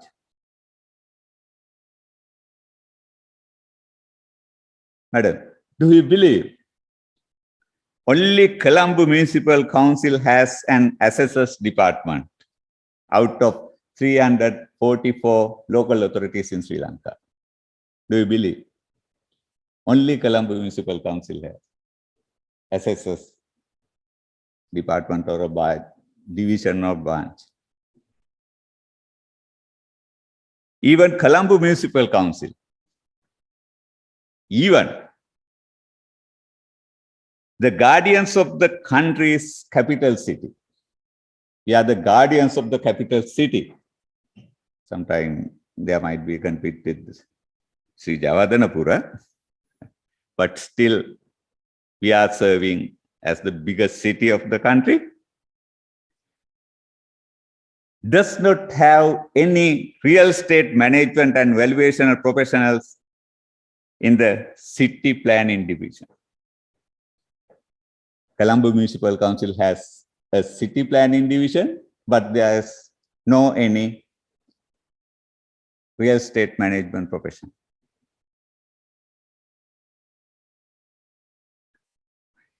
While this is the case, you talk about better ESG. So, you expect a better environment. You expect a better society. You expect better governance in a city that is done city planning without expert in the field of real estate management. I know. You expect from me e-governance rather than local government. That's your invitation, madam. But if transparent and quality data and information is what you need to succeed in your work, especially you, we cannot avoid these policy issues that affect the transparency and accuracy of the data and information. Even though I say that, I know you believe that. I heard and I know you believe that. If there was e-government, all this would be solved. In our previous discussions with Dr. Samira, I can remember, if we have e-governance, everything will solve. That's happened with that QRO, that something like that. In 2012, the United Nations launched a concept of e-government maturity levels. The levels of that scales: emerging information, enhanced information services, that's the second level. Thirdly, transactional services, and finally connected services. This is in 2012, not these days. Without saying what level Sri Lanka was in that 2012, as a country which entered information technology by passing the ICTA Act in 2004, very before that. I will present to you a newly introduced concept of maturity level. That scale has been identified as government 1.0 to government 5.0. The goal of countries like Australia, our some participants who are working and living, UK, is to go to the government 5.0 level within this year, 2022. In government 5.0, what happened is that the citizen, otherwise the public service client, will get the service he wants as determined by him. The client gets the service from the government as the way he determined, not the way we imposed or we determined. That's the meaning of 5.0. Government 5.0. Can you imagine? In government 5.0, government agencies are not the custodian of the data and information. The government authorities is not the place or is not the owner of the data or information. Data belongs to the client. That's the beauty of that 5.0 concept. So, where we are now. Now, I'm sorry to say, we are as a nation still lagging in the level of enhanced information services, which is almost equal to the government 1.0. Still, we are emerging. We are trying to emerge. Oh, what do you think is the reason for that? Don't we have the resources we need? We have sufficient IT human resources, Sri Lanka. You know that. We had enough financial resources at that time, not these days. We had the requirement. We had the opportunity. So what we do not have,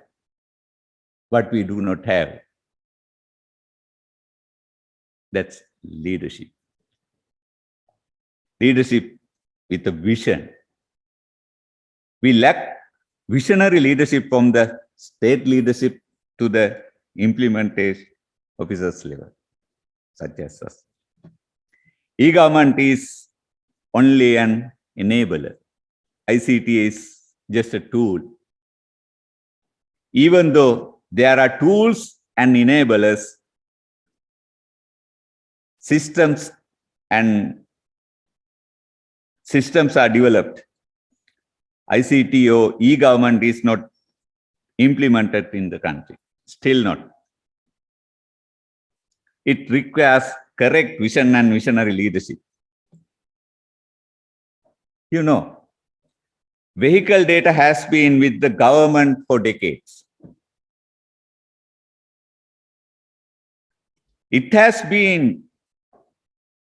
This vehicle data has been with the government for a decade. It has been many years since they become electronic data. It's not yesterday or day before yesterday. It was very early, become electronic data. Do you think that QR code has solved the problem? That's the point that you raise. No, not at all. The QR code is only the interface. It can done through the USSD. You know that USSD, if you have an analog phone, it's just click one. You want to select language Sinhala, press 1, Tamil, press 2, English, press 3, likewise. This we are saying USSD without the QR code. For QR code, we need that smartphone. The most important factor here is the policy decisions to give a world quota. Without that policy decision, QR code will not be able to solve the problem. So, information about vehicle, this is another fact, another evidence what I am going to tell you. Information about vehicles that have not obtained annual revenue license. Vehicles who didn't get that annual vehicle license, the informations are kept hidden in the same database. The same database. For a decade. The traffic police officers are hiding and waiting along the road and ask for a vehicle license. Reason is we are lagging with policy decisions. The most important factor is government policy. You ask me transparency and quality data and information without allowing me mean that professionals like us to implement a better system for local government. If you permit me, I will explain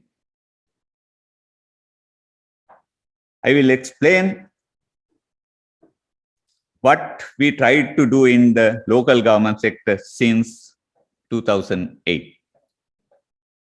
We studied the sector of local government and understood there are a lot of redundant controls, and we realized that even redundant controls can be automated if ICT is applied to the existing process directly. Therefore, we decided to re-engineer all the processes. There we identified that local government consists of 4 main processes. Individual service management, common service management, regular revenue management, and citizen engagement. Those are the four processes. Real estate management and valuation are included in all these 4 processes, actually, mainly in first 3 processes. For examples, approval for construction, otherwise permit for construction is an individual service. Real estate management is there, obviously. Providing parks, open premises, and those are common services. Real estate management is there.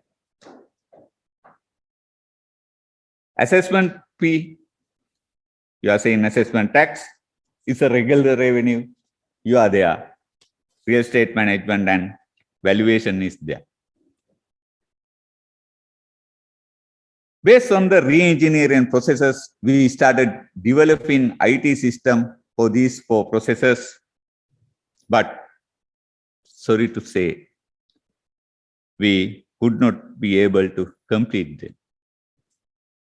We had enough money at that time. We had enough human resources. We had everything without visionary leadership. I don't know if it is appropriate to say this.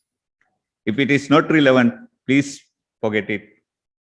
However, in the end, we had to trap in the position of head of IT in the CMC. So our next plan was integration of related organization through electronic systems. If we were able to do so, we would ensure that you get the transparent and quality data and information you need for better ESG. Sorry. We proposed a new digital government conceptual framework consists of 4 levels. First one, government policy layer. Secondly, data and information layer. Third one, digitized government process layer. And finally, customer interface layer. Our plan was integrating all the sectors under the data and information layers. It is consists with 8 zones, 8 data zones. Geographical data, human-related data, financial data, data related to goods and services, transport data, data related to activities of social, environmental, and safety. That's the things you discussed. Communication-related data and state governing data. I don't have enough time to explain these all one by one, but as you can see very well, each of these data zones have connections with real estate management. I am confident that all the data and information you need for better ESG in real estate management and valuation is fully available with this setup. That's my worry, but it's still give up. We will discuss that currently what is going on and future plans in that discussion session.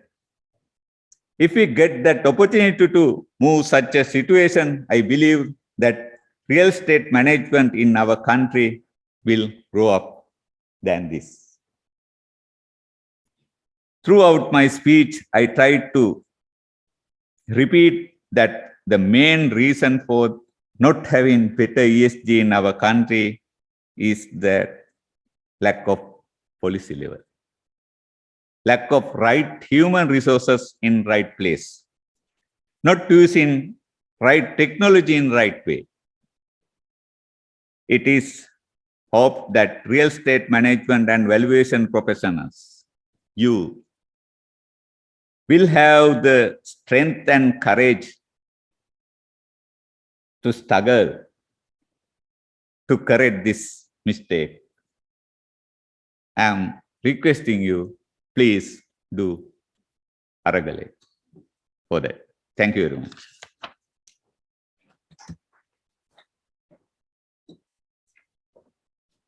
Thank you very much, Mr. Bandula. It was an outstanding speech. Since time is moving so fast, I would like to invite Mr. Lucky Patma on stage to deliver his speech first, and then we'll have a moderation session.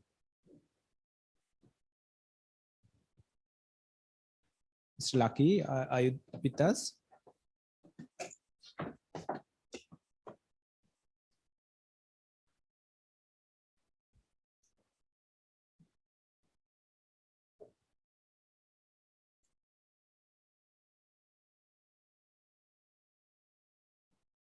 You may start, Mr. Lucky.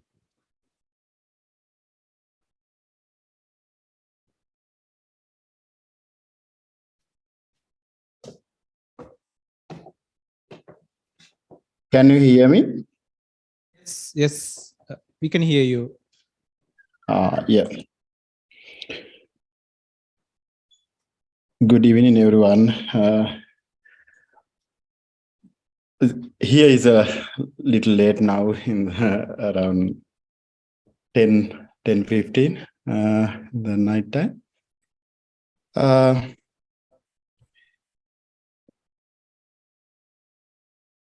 Yeah. I think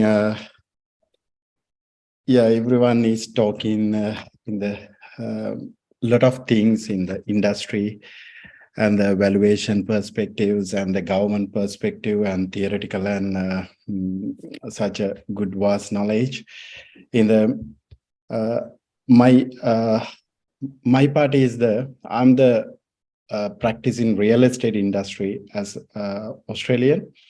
Then my view is I'm not in India, Sri Lanka. Then I saw in the lot of things in Australia and the new technology and the how ESG factors affecting in that one, practically how in this one is going, and also last 2 years in the pandemic situation, what type of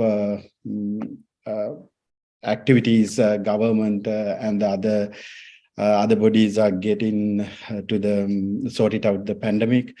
This type of things and how real estate industry going is a good and good to better, because Australian real estate industry is a very big industry.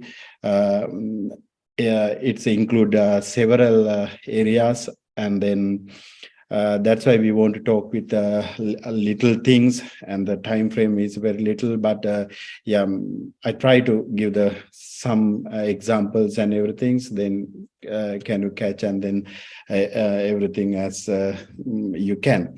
Then this is the our presentation outline in the what is the industry and the factors of our housing market, and especially in the what activities taken the government for the managing in this pandemic situation for the real estate industry and to the relevant real estate industry, and also the in these days what are the new trends in our market, what we are using in these ones, and the Australian total real estate market driving factors, what we what I'm see that this one as a good factors for then Sri Lanka. Then we want to create in this one something to do develop in Sri Lanka. Then Sri Lanka also in this sector can little bit boom. Yeah.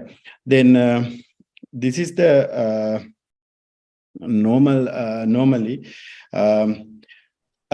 in Australian total market in the real estate industry, in the big industry, normally last year is that 10 trillion almost the house valuation in the total country.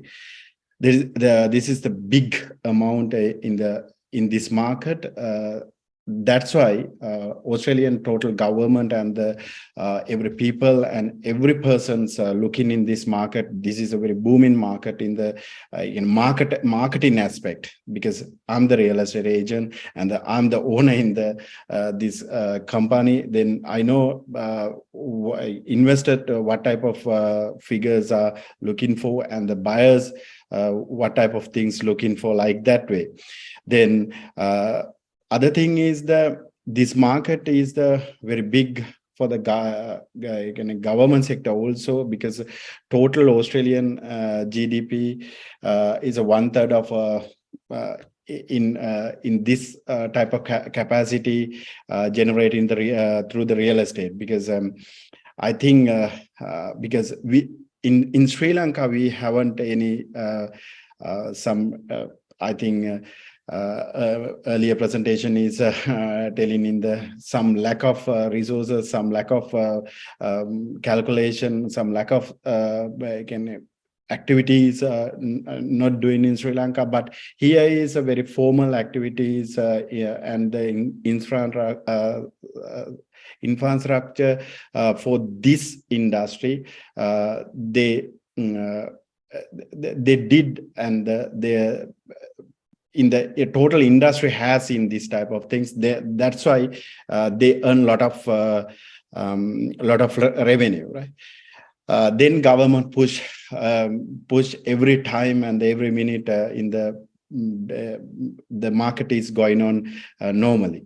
Then other thing is the after pandemic situation in the last 2 years is a very big rise in the property market is we saw everywhere in the total total Australia has the 7 cities. Then in these normal territory, total territories in the 5 of cities available in the total most expensive housing market in the world, right? This is the last year this statistic came in the total market. That's why all the investors focusing in the our cities, they want to buy in the properties, they want to invest as an investment property, they invest in the here.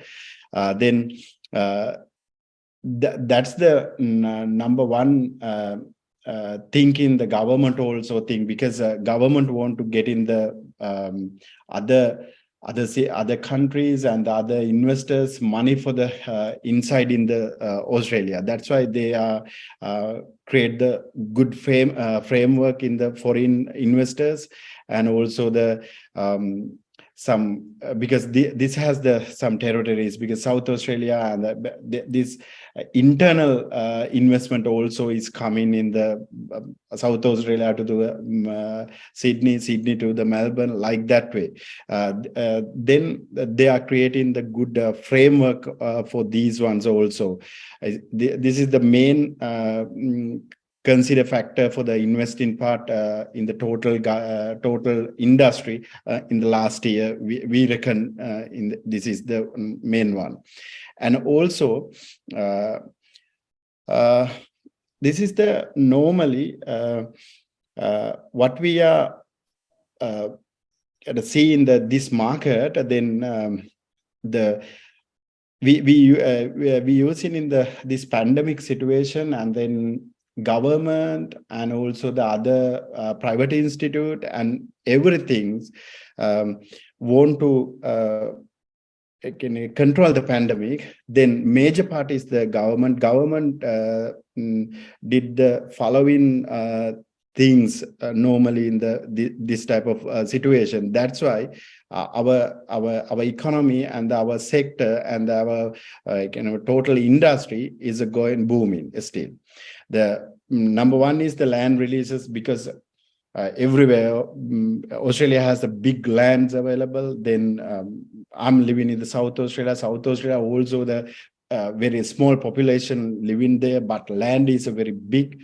Then but a lot of lands is available in the agriculture and the industrial type of lands, right?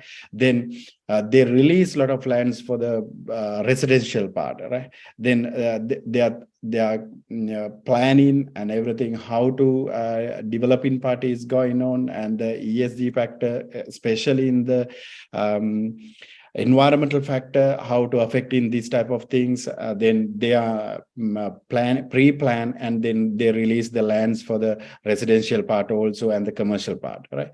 And also the tax policy, because here is the very big tax is available, but tax policy is very little going down for the in last 2 years, because they want to fine tune our market, real estate industry, and their workers, their salaries and everything want to stay on the same way in the total times, right? That's why they reduce some tax, and also now in the pandemic is finishing, then now is the tax rate is coming little bit high. Then and also the government incentives, it is a very big incentives. I discussed with the few in few slide in the future, and also the banking regulation, and because this is also the main thing in the, because here is the Reserve Bank every time in the active for the controlling in this pandemic situation. Then they are banned some some materials important, and the exporting part also. Then they use in the alternative materials in here, because here is a lot of iron productions and the steel productions available in the Australia. Because here a lot of wood use for the house production part, in the building part. Then they had a because this pandemic situation and also the war affecting the this importing part and the exporting part also, then they stop in that one, and then they move the steel part. Then that type of things is available. Then bank regulations also coming in the, again, very low regulation is coming in the that type of industry promoting part, and the big regulation is coming for the threatening of the or stopping in that other part, right? And also the overseas investor rules, because these times in these last couple of years, then they use in the overseas investor, if they want to attract the overseas investors, then they release the some attracting rules, right? And then the strength they going down also, and also the immigration, and also the employment and wage growth and the inflation. And then because last 2 years government very massively involved, and then they try to keep in the inflation, it's a very low part, because that pandemic situation, right? Then that's why that's how the government come in within this part, right? This pandemic part, right? And also the government mainly in this type of crisis situation, they won't manage in this one, unless, because this is the major industry, construction and real estate, because a lot of people work in here, and a lot of families and people in work together with this one. And then they that's why they want to protect in this industry, right? Then they use main different techniques in this one, and the finance for developing in this one. Then government use the this type of main technique for the management, right? And the number one is the builder grant, right? Because last 2 years because I focus in this 2 years, because of this is the crisis we face in normally in this type of things, because Sri Lanka also now is the crisis situation. Then we want to get some information how here is management, and how Sri Lanka want to management, right? Then that's why one technique government use for the building part, building and construction part. Then they release the federal government released the home builder grant, right? That's the number one benefit for the people, because of the pandemic is coming. Here is a lot of the one thing is changed in the, because we are not going work with the office, but we are set up as our office as a small office room, as a home-based office is came in the totally industry. Then around 75% person is work from home. Then they will realize, because people has the money, because we are work, because here is a lot of service industries available. Then we work, stay at the home, but we come, salaries come every time. But Australian culture is we normally every time we travel, and the excess money is coming, the saving money is coming, then every Australian is traveling a lot of countries and their holidays, right? But last 2 years they couldn't travel. That's why they have to save their money. Then they thinking what we are doing in the same savings, right? Then government understood they have the saving money, then we want to get that money for the industry, right? Then government used this builders grant. Then builders grant mean they giving the newly built whoever the people that newly built in house, then government giving the around $25,000 for that building project, right? Then people are very interested, and they are coming in this building part, construction part. Then our savings also coming in the total industry. Then number one thing is this scheme. Then other thing is the first home buyer grant. Still is this one is available because if you are coming here as a migrant or the Australian citizen or the Australian permanent resident, then I or any other person thinking we want to get I can build my first home as a living purpose, then government giving the some little advantage for them. Then they will some statewide in this grant is little bit different. South Australia giving the 15,000, but New South Wales giving the 20,000, like that way. Then government will give us to the some little money. Then they want to promote the this scheme, and they want to get the other people want to develop their own house.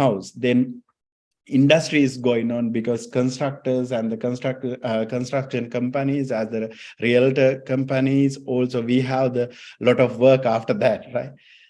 That's the another one. And also the buyer assist, right? Here is available, you know about Sri Lanka available pension and EPF, but here is available, is not the some pensions, but here is available in the superannuation, right? Then this home assist mean then we can use the superannuation, then they are banks and the other government government start the regulation. Superannuation can release some portion for the deposits or any other parts, right? Then that is help because some people is working around 20 years here, then their superannuation around $600,000 or $700,000 like that. Then normally that one release around 55 years old or 60 years, right? But beforehand, government thinking they want to release in that one some percentage as a loan, then for the developing house, right? That is the main thing also, because that big superannuation fund holders, they try to build the new houses for the as an investment property also. Then they build that one and they rent it out that one, or they sell that one. Then they recover the loan, and then they got the good asset portfolio also, right? Then and also downsizing contribution also like the same thing.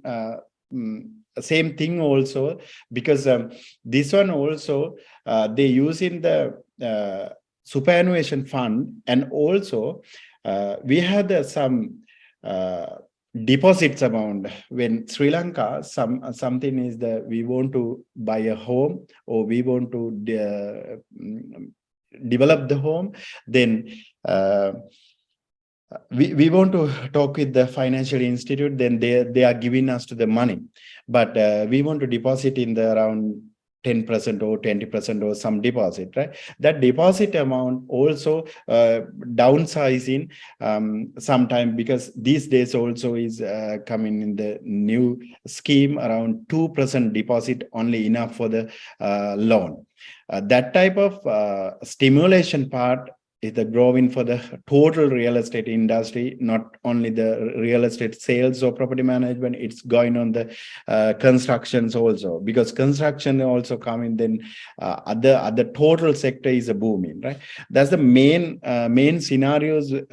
Last 2 years they using for the control the pandemic situation and the income part, right? Then and also other main technique in this last 2 years, government, their reserve bank rate also going down, and the mortgage rate also going down last 2 years, because 2.19 or 2% rate is our housing, home loan rate is like 2% last 2 years, right? But now they are releasing that rate as open. Then now is a market is rate is little bit going up.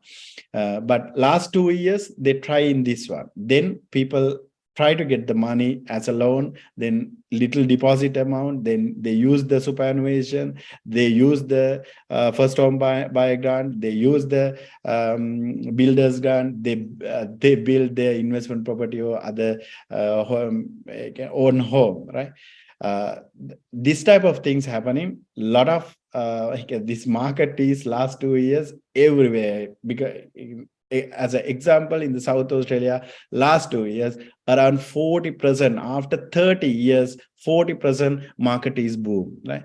That's the main things, because some properties is worth around 200,000. Sometime it within 1 year, within 2-3 months, then they rising up, and then they sold out, and they get in the equity also, right? Because in Sri Lanka, I didn't know about in this concept also, because here financial institute normally accept our equity as their deposit or refinance purpose also. But in Sri Lanka is not. That one is creating. Then Sri Lanka, Sri Lankan people can lot of things to do, because they have the property ownerships, and they have a lot of things. Then they have the equity, right? But here accept the equities as their asset, right? That's the main difference between Sri Lanka and here. And also our topic is the ESG, and then these days in the current market, we normally the construction industries we thoroughly use in these techniques, but normally we ESG factors we use in the risk management and our investment requirement fulfilling in these total things. We looking for the as a percentage wise is 52 to 48%. Then and the real estate selling part, or the property management part, or the commercial property management or commercial property selling part, we are normally currently this market is looking for the buyer's perspective or seller's perspective. Passive houses normally we are creating. This is the most common and very new technology we are using, because here climate change is every time very thoroughly climate changing. Then we want to again not affecting the climate changing effect as the people. That's why they are working as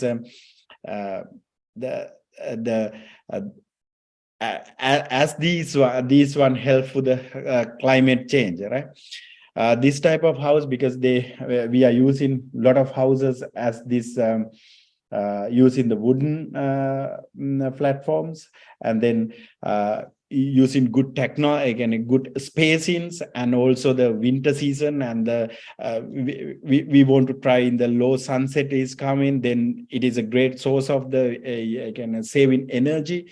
And also the summertime we have a lot of energy, a lot of sun is available. Then we are normally government, in the state government also, in the South Australian state government also these days, they are compulsory using the alternative energy, because that's why they are thinking in the solar, in a newly built house, every houses need to be put in the solars, right? Then that type of things we are every time using in this energy savings, and also the environmental effect how we use in like that way. And also in this market, I want to give some examples for who want to use in this type of market, and then are relevant in the Sri Lankan market. Then we are now marketing in this type of things, and the robotic friendly homes, because our new now we are developing in the especially commercial lands and the commercial buildings, and we are normally using in the flats, and that sort of things using the robotic friendly technology, right? Then we use in the tech ready houses. Normally we are a lot of technology we are using, and also the 5G technology, because here we use in total real estate industry also this technology, because of the everyone want to get in the internet, because we working with the phone, or we working with the laptop, everything we want to get in as soon as possible. Then they want to plug point, how many plug point are available, how many other things available. Then that is the main things we consider as a builder, right? And also virtual reality. In the last 2 years, 3 years, the pandemic came, because we can't, as a property manager or as an auctioneer, we can't do our job as a best, because we can't touch in the people, we can't gather in the people, and we can't open the house for the inspection. Then we use the virtual reality for that one. Then, and also drone technology also, right? Then we give in the client for the virtual tour for in this one, and then that is the massively nowadays also we use in this type of technology. And also we have the good CRM softwares and the CRM systems, right? Because our total business depend on the CRM softwares and that information. You know about the CRM softwares, what are the CRM softwares and definition and everything, but we use a lot of CRM softwares, right? And Mr. Lucky, yeah, Mr. Lucky, we are running out of time. yeah, If you can, give me the little time, right? Sure, Then sure. and also the building surveillances. I think Sri Lanka is not the building surveillances very good thoroughly using, but here which building is coming in the starting point to end point, we are using the surveillance part. This is normally what we are using technologies. You can use or see in these type of things. And I want to 2 or 3 minutes in this is which I recognize Sri Lankan market, and here what are the difference between, right? The number one is a tool, because here using tools and techniques, right? That's the number one. That's why the total market in the wastage, we are minimizing wastage, but Sri Lanka is not using proper tools, right? If you can develop this type of culture, then definitely Sri Lanka win this game. And also then other thing is the skill labor, right? You know, Australia coming in the normally migrant is getting the migrant as a skill labor.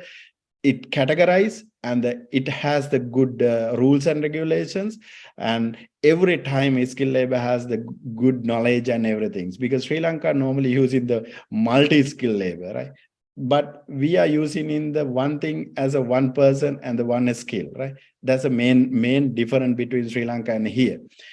And other thing is license holders, because I'm the real estate agent or other plumbers or any other person, they have the good framework, and they want to fulfill and that requirement, and they get in the license, and that person's want to do and that special tasks, right?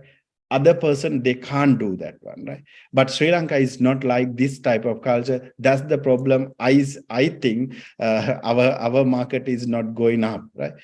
And also then health and safety. Here we are using residential or commercial or whichever the sector, we are using very big health and safety code of code, right? That's the main part in the construction part. And also the proper waste management, right? That is the environmental part, and the building and construction part also we are using very specifically in this sector, because this has the lot of regulations. Government also inspect this part. That is the compulsory part, right? And other things, as we have the code and standards, right? Then government and the sub-government and the state government and the real estate industry, real estate agents, builders, we won't follow in this code. Without following in this one, our license is loose and the total industry is loose, right? That's why this industry is booming, and this country is booming also. Then Sri Lanka need to also something is looking this type of things and then create this type of things. Then definitely we can we can go in the good part for the after pandemic and this crisis management, right? That's my words. Yeah, I'm finished. Thank you very much. Thank you very much, Ms. Lucky. I think we'll quickly move into questions and answers moderation session, because we have only 50 minutes more. There were a lot of questions from the audience, very active participation during, and we have around more than 400 participation right now in the audience. It's a huge audience comparing to other conferences. And this is the first time in Sri Lanka we discuss ESG in an open platform, in an open conference. So it's an initiation. So even this is an initiation, there were several questions from the audience. Even I myself have these questions. Over to you, Dr. Shanaka, as well as Mrs. Vatsala, that most of this recent dramatic event, what happened to Sri Lanka, we banned chemical fertilizers very recently. It's a decision came from the environment or E factor, but it also acted like a green terrorist, destroyed the entire nation. Do you think that this new contemporary concept called ESG or SDG or anything else will improve our country? Similar question is asked from Mr. Terence Gunawardena.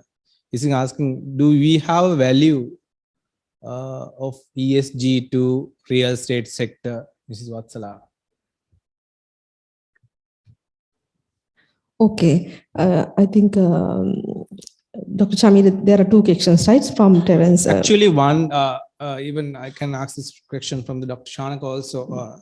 Do we have value? That's the question he's asking. I also have same question. Most of these terms are coming from certain other international countries, but at the end, are we really prospering out of these concepts?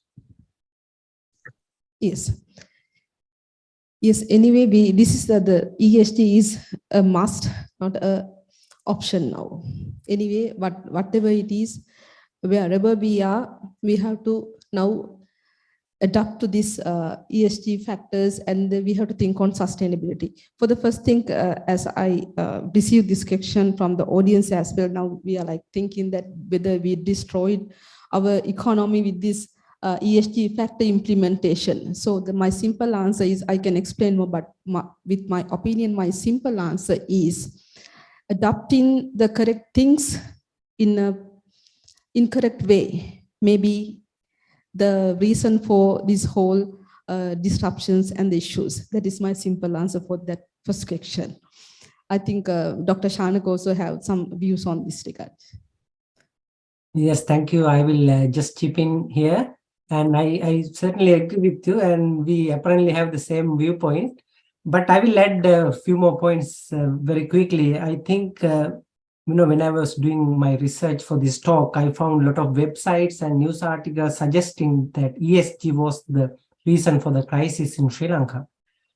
But I would like to differ, because I think going for a policy like natural fertilizer use is a good policy, but we didn't implement it well. This was poorly implemented. For example, I can ask questions like, was the community engaged before? Was there a comprehensive analysis of the policy and the benefits and costs associated with that policy?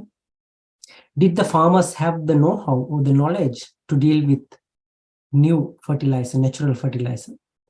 And was it appropriate for the kind of crops we had, the type of farming techniques we have in Sri Lanka?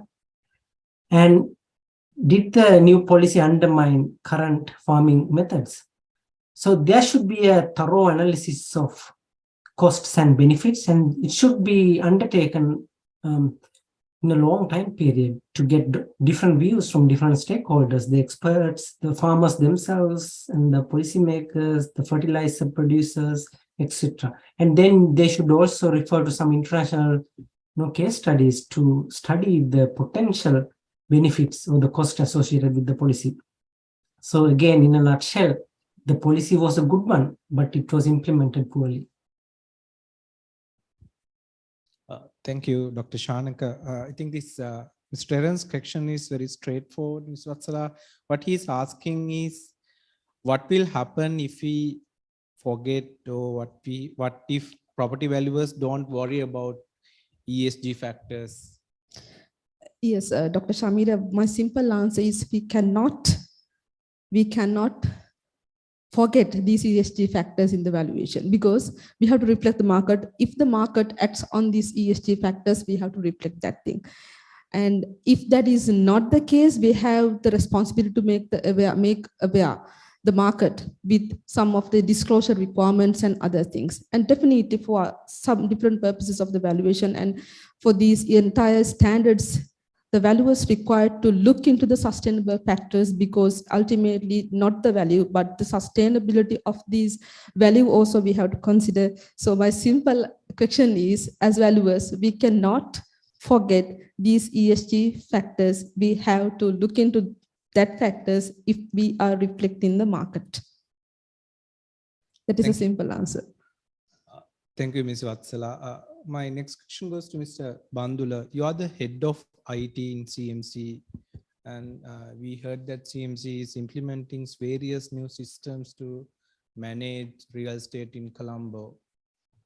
Could you please explain and enlighten us what sort of a new technical applications which you have developed, and especially our audience gathered, some are from local authorities, stakeholders from local authorities, what sort of a new systems that they also can implement in their home house? Yeah, actually, as I explained the things a little bit in my presentation, first we did that BPR exercise and identified only we have 4 types of processes. So we are going to develop our system based on that 4 processes. First one, individual services management. Then if someone requests a unknown one, requests some service, we are ready to provide that service. There are four types of actions: request, evaluate the request, and the decision and issuance. Likewise, the common services most probably provide services without a request, like as street illuminations, open space, parks, gardens, road facilities, such as. Then we have processes to manage those things, especially with the calendar, maintenance and calendar. Thirdly, regular revenue management. We are saying in e-governance, C to G, from citizens to government, there should be something we have to collect. We know we have regular revenue. This is not ad hoc. Regular mean we know the person who had to pay, we know the amount he has to pay, we know the time period he has to pay. So it's easily can manage. That better sample is assessment tax. You are saying tax, I am saying P, assessment tax. So we know this one has to pay this much of amount of that day. Then we have a lot of this kind of revenues. Finally, citizen engagement. It's almost council matters and grievances handling, complaints handling, such things. As a municipal council, we are developing these things as per the laws and other proceedings of the country, not only for the Colombo, but for the Kahatagas, Digili, or some other places, the local government are same. We have 3 types of local authorities, saying municipal councils, urban councils, and Pradesi Sabhas.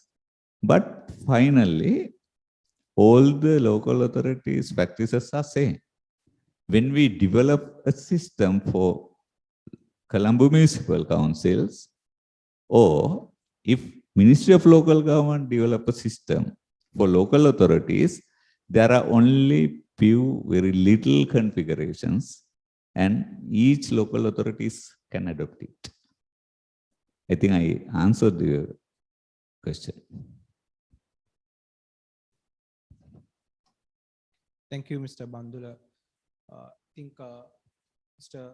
Lucky, if you are there, I think Australia also having a federal system where the country is generally working with the national government, which is look after or responsible for the broader governance and the larger territory areas. So while these small subdivisions are managed by smaller cities, so city council is responsible for the city. So since Mr. Bandula also mentioned that how local authorities can improve their system, what are the real estate management frameworks that Australian government or city councils, especially implicated in Pacific Australian region, Mr. Lucky? Any example that we can follow? Here, because normally we have the federal government rules and regulations, and the act also in the how to manage the real estate, how to build in, and everything has the standards and every part. But in territory wise, we have the in the South Australian has the South Australian Real Estate Institute, and the Victoria has the Victoria Real Estate Institute, but that supervising by the government, but they are the creating in the what are the need, what type of need essentials, and what type of rules and regulation, what type of things we want to develop. They are the responsible parties for, like Sri Lankan as the municipal council, or like that. They are creating as their framework for their geography. This is the main part here also. Then we are as a real estate agents or the property managers, we using in the South Australian Real Estate Management Institute, what are the given instruction or rules and regulations, that sort of things we are using. And that is different between the, normally is different than the other cities. That's the main part, because they are know about the know-how. They have the good know-how for their local authorities, and what they want to develop, what they want to maintain, and then what type of technology we want to use in this one. Because some cities are very, because Adelaide is a very small city, but Sydney and the Melbourne has some little cities, but distance wise how, and the climate part, how that climate is available in those cities, then we want to develop, they want to develop as a different rules and regulations for everything, right? That's my view of this one, because here is available like that sort of rules and regulations, right? Thank you, Mr. Lucky. I think your presentation is spot on the construction industry and the real estate sector, especially about the tools you mentioned. I'm fond Yeah. of, we are Yeah, lacking because that, yeah, with the 1 minute, because everything, because I came in the 4 years ago in Australia, right? But in that time I in Sri Lanka, but Sri Lanka and here different between, because here people, everything we use in the tools and for every task, right? Then they have their task is very small, because we learn about in the specializations for the job, but here we are using in that one, but in Sri Lanka it's not. That's the main problem for our country. And also our country is not the one specific task for one person, because we are using multi skills and the multi tasks one person doing. That is wrong, right? Here is not. You are the property manager, you want to do property manager. You are the residential, you want to do residential only, right? You are the plumber, you want to do plumbing only. You haven't any license plumbing, you can't do anything. But you can, know about the general knowledge, but you can't do anything. You can't touch anything, right? Because in Sri Lanka, it's not like that. If that type of culture is developing in Sri Lanka, definitely I know about Sri Lanka is going up, right? That's the main thing, right? Thank you, Mr. Lucky. I think very inspiring, and actually we face this problem everyday basis. Coming back to the topic and the conference, Dr. Shanaka, what sort of research gaps you would like to propose to Sri Lankan context, where our new young academics, scholars can implement here in Sri Lanka? Dr. Shanaka? Yes, so can you hear me well? Yes, you're audible. I think I will refer here to the social and governance aspect more, because as I mentioned during my presentation, in the environment metrics, Sri Lanka is doing really well, being a small country and not polluting much as some of the other big industrial countries. So in terms of research gaps, we would want to look into analyze the situation in social and governance aspects. So for example, we have some social issues such as lack of diversity within some of the businesses, and in particular, women's participation in the workforce. So we can look at some data to analyze the prevalence of these issues. How many men and women work in the real estate industry, for instance? What are the constraints for women to take these roles in the industry? And also, equal pay for men and women is under-researched. So, for instance, in Australia, it's a big issue. If a man and a woman, if they do the same job, same type of work, they should be remunerated equally.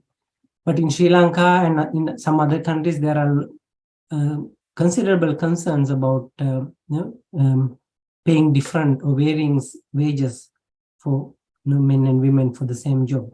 So these kind of data will help us understand the issue, and also we can come up with some policy recommendations through research to address these gaps. In terms of governance, I would highlight the lack of board diversity. Again, in Sri Lankan companies, large businesses in particular, there are some key role models for women in executive positions.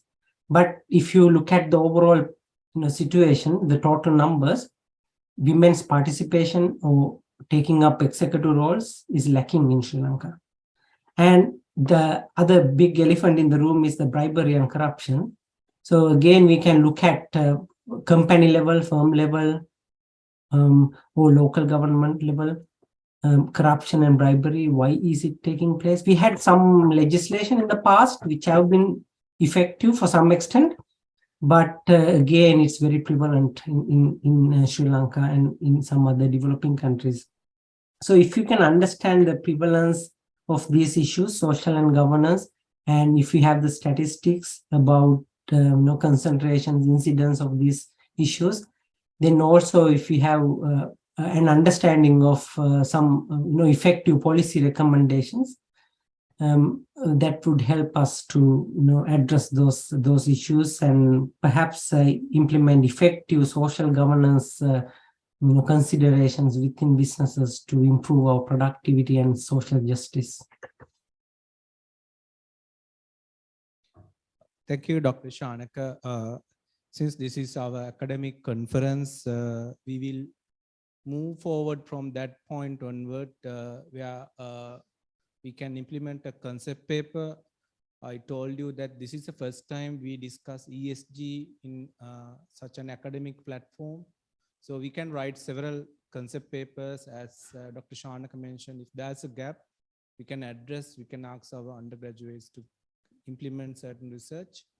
I think we have come to the end of the industry dialogue, and I should thank all the plenary speakers present today.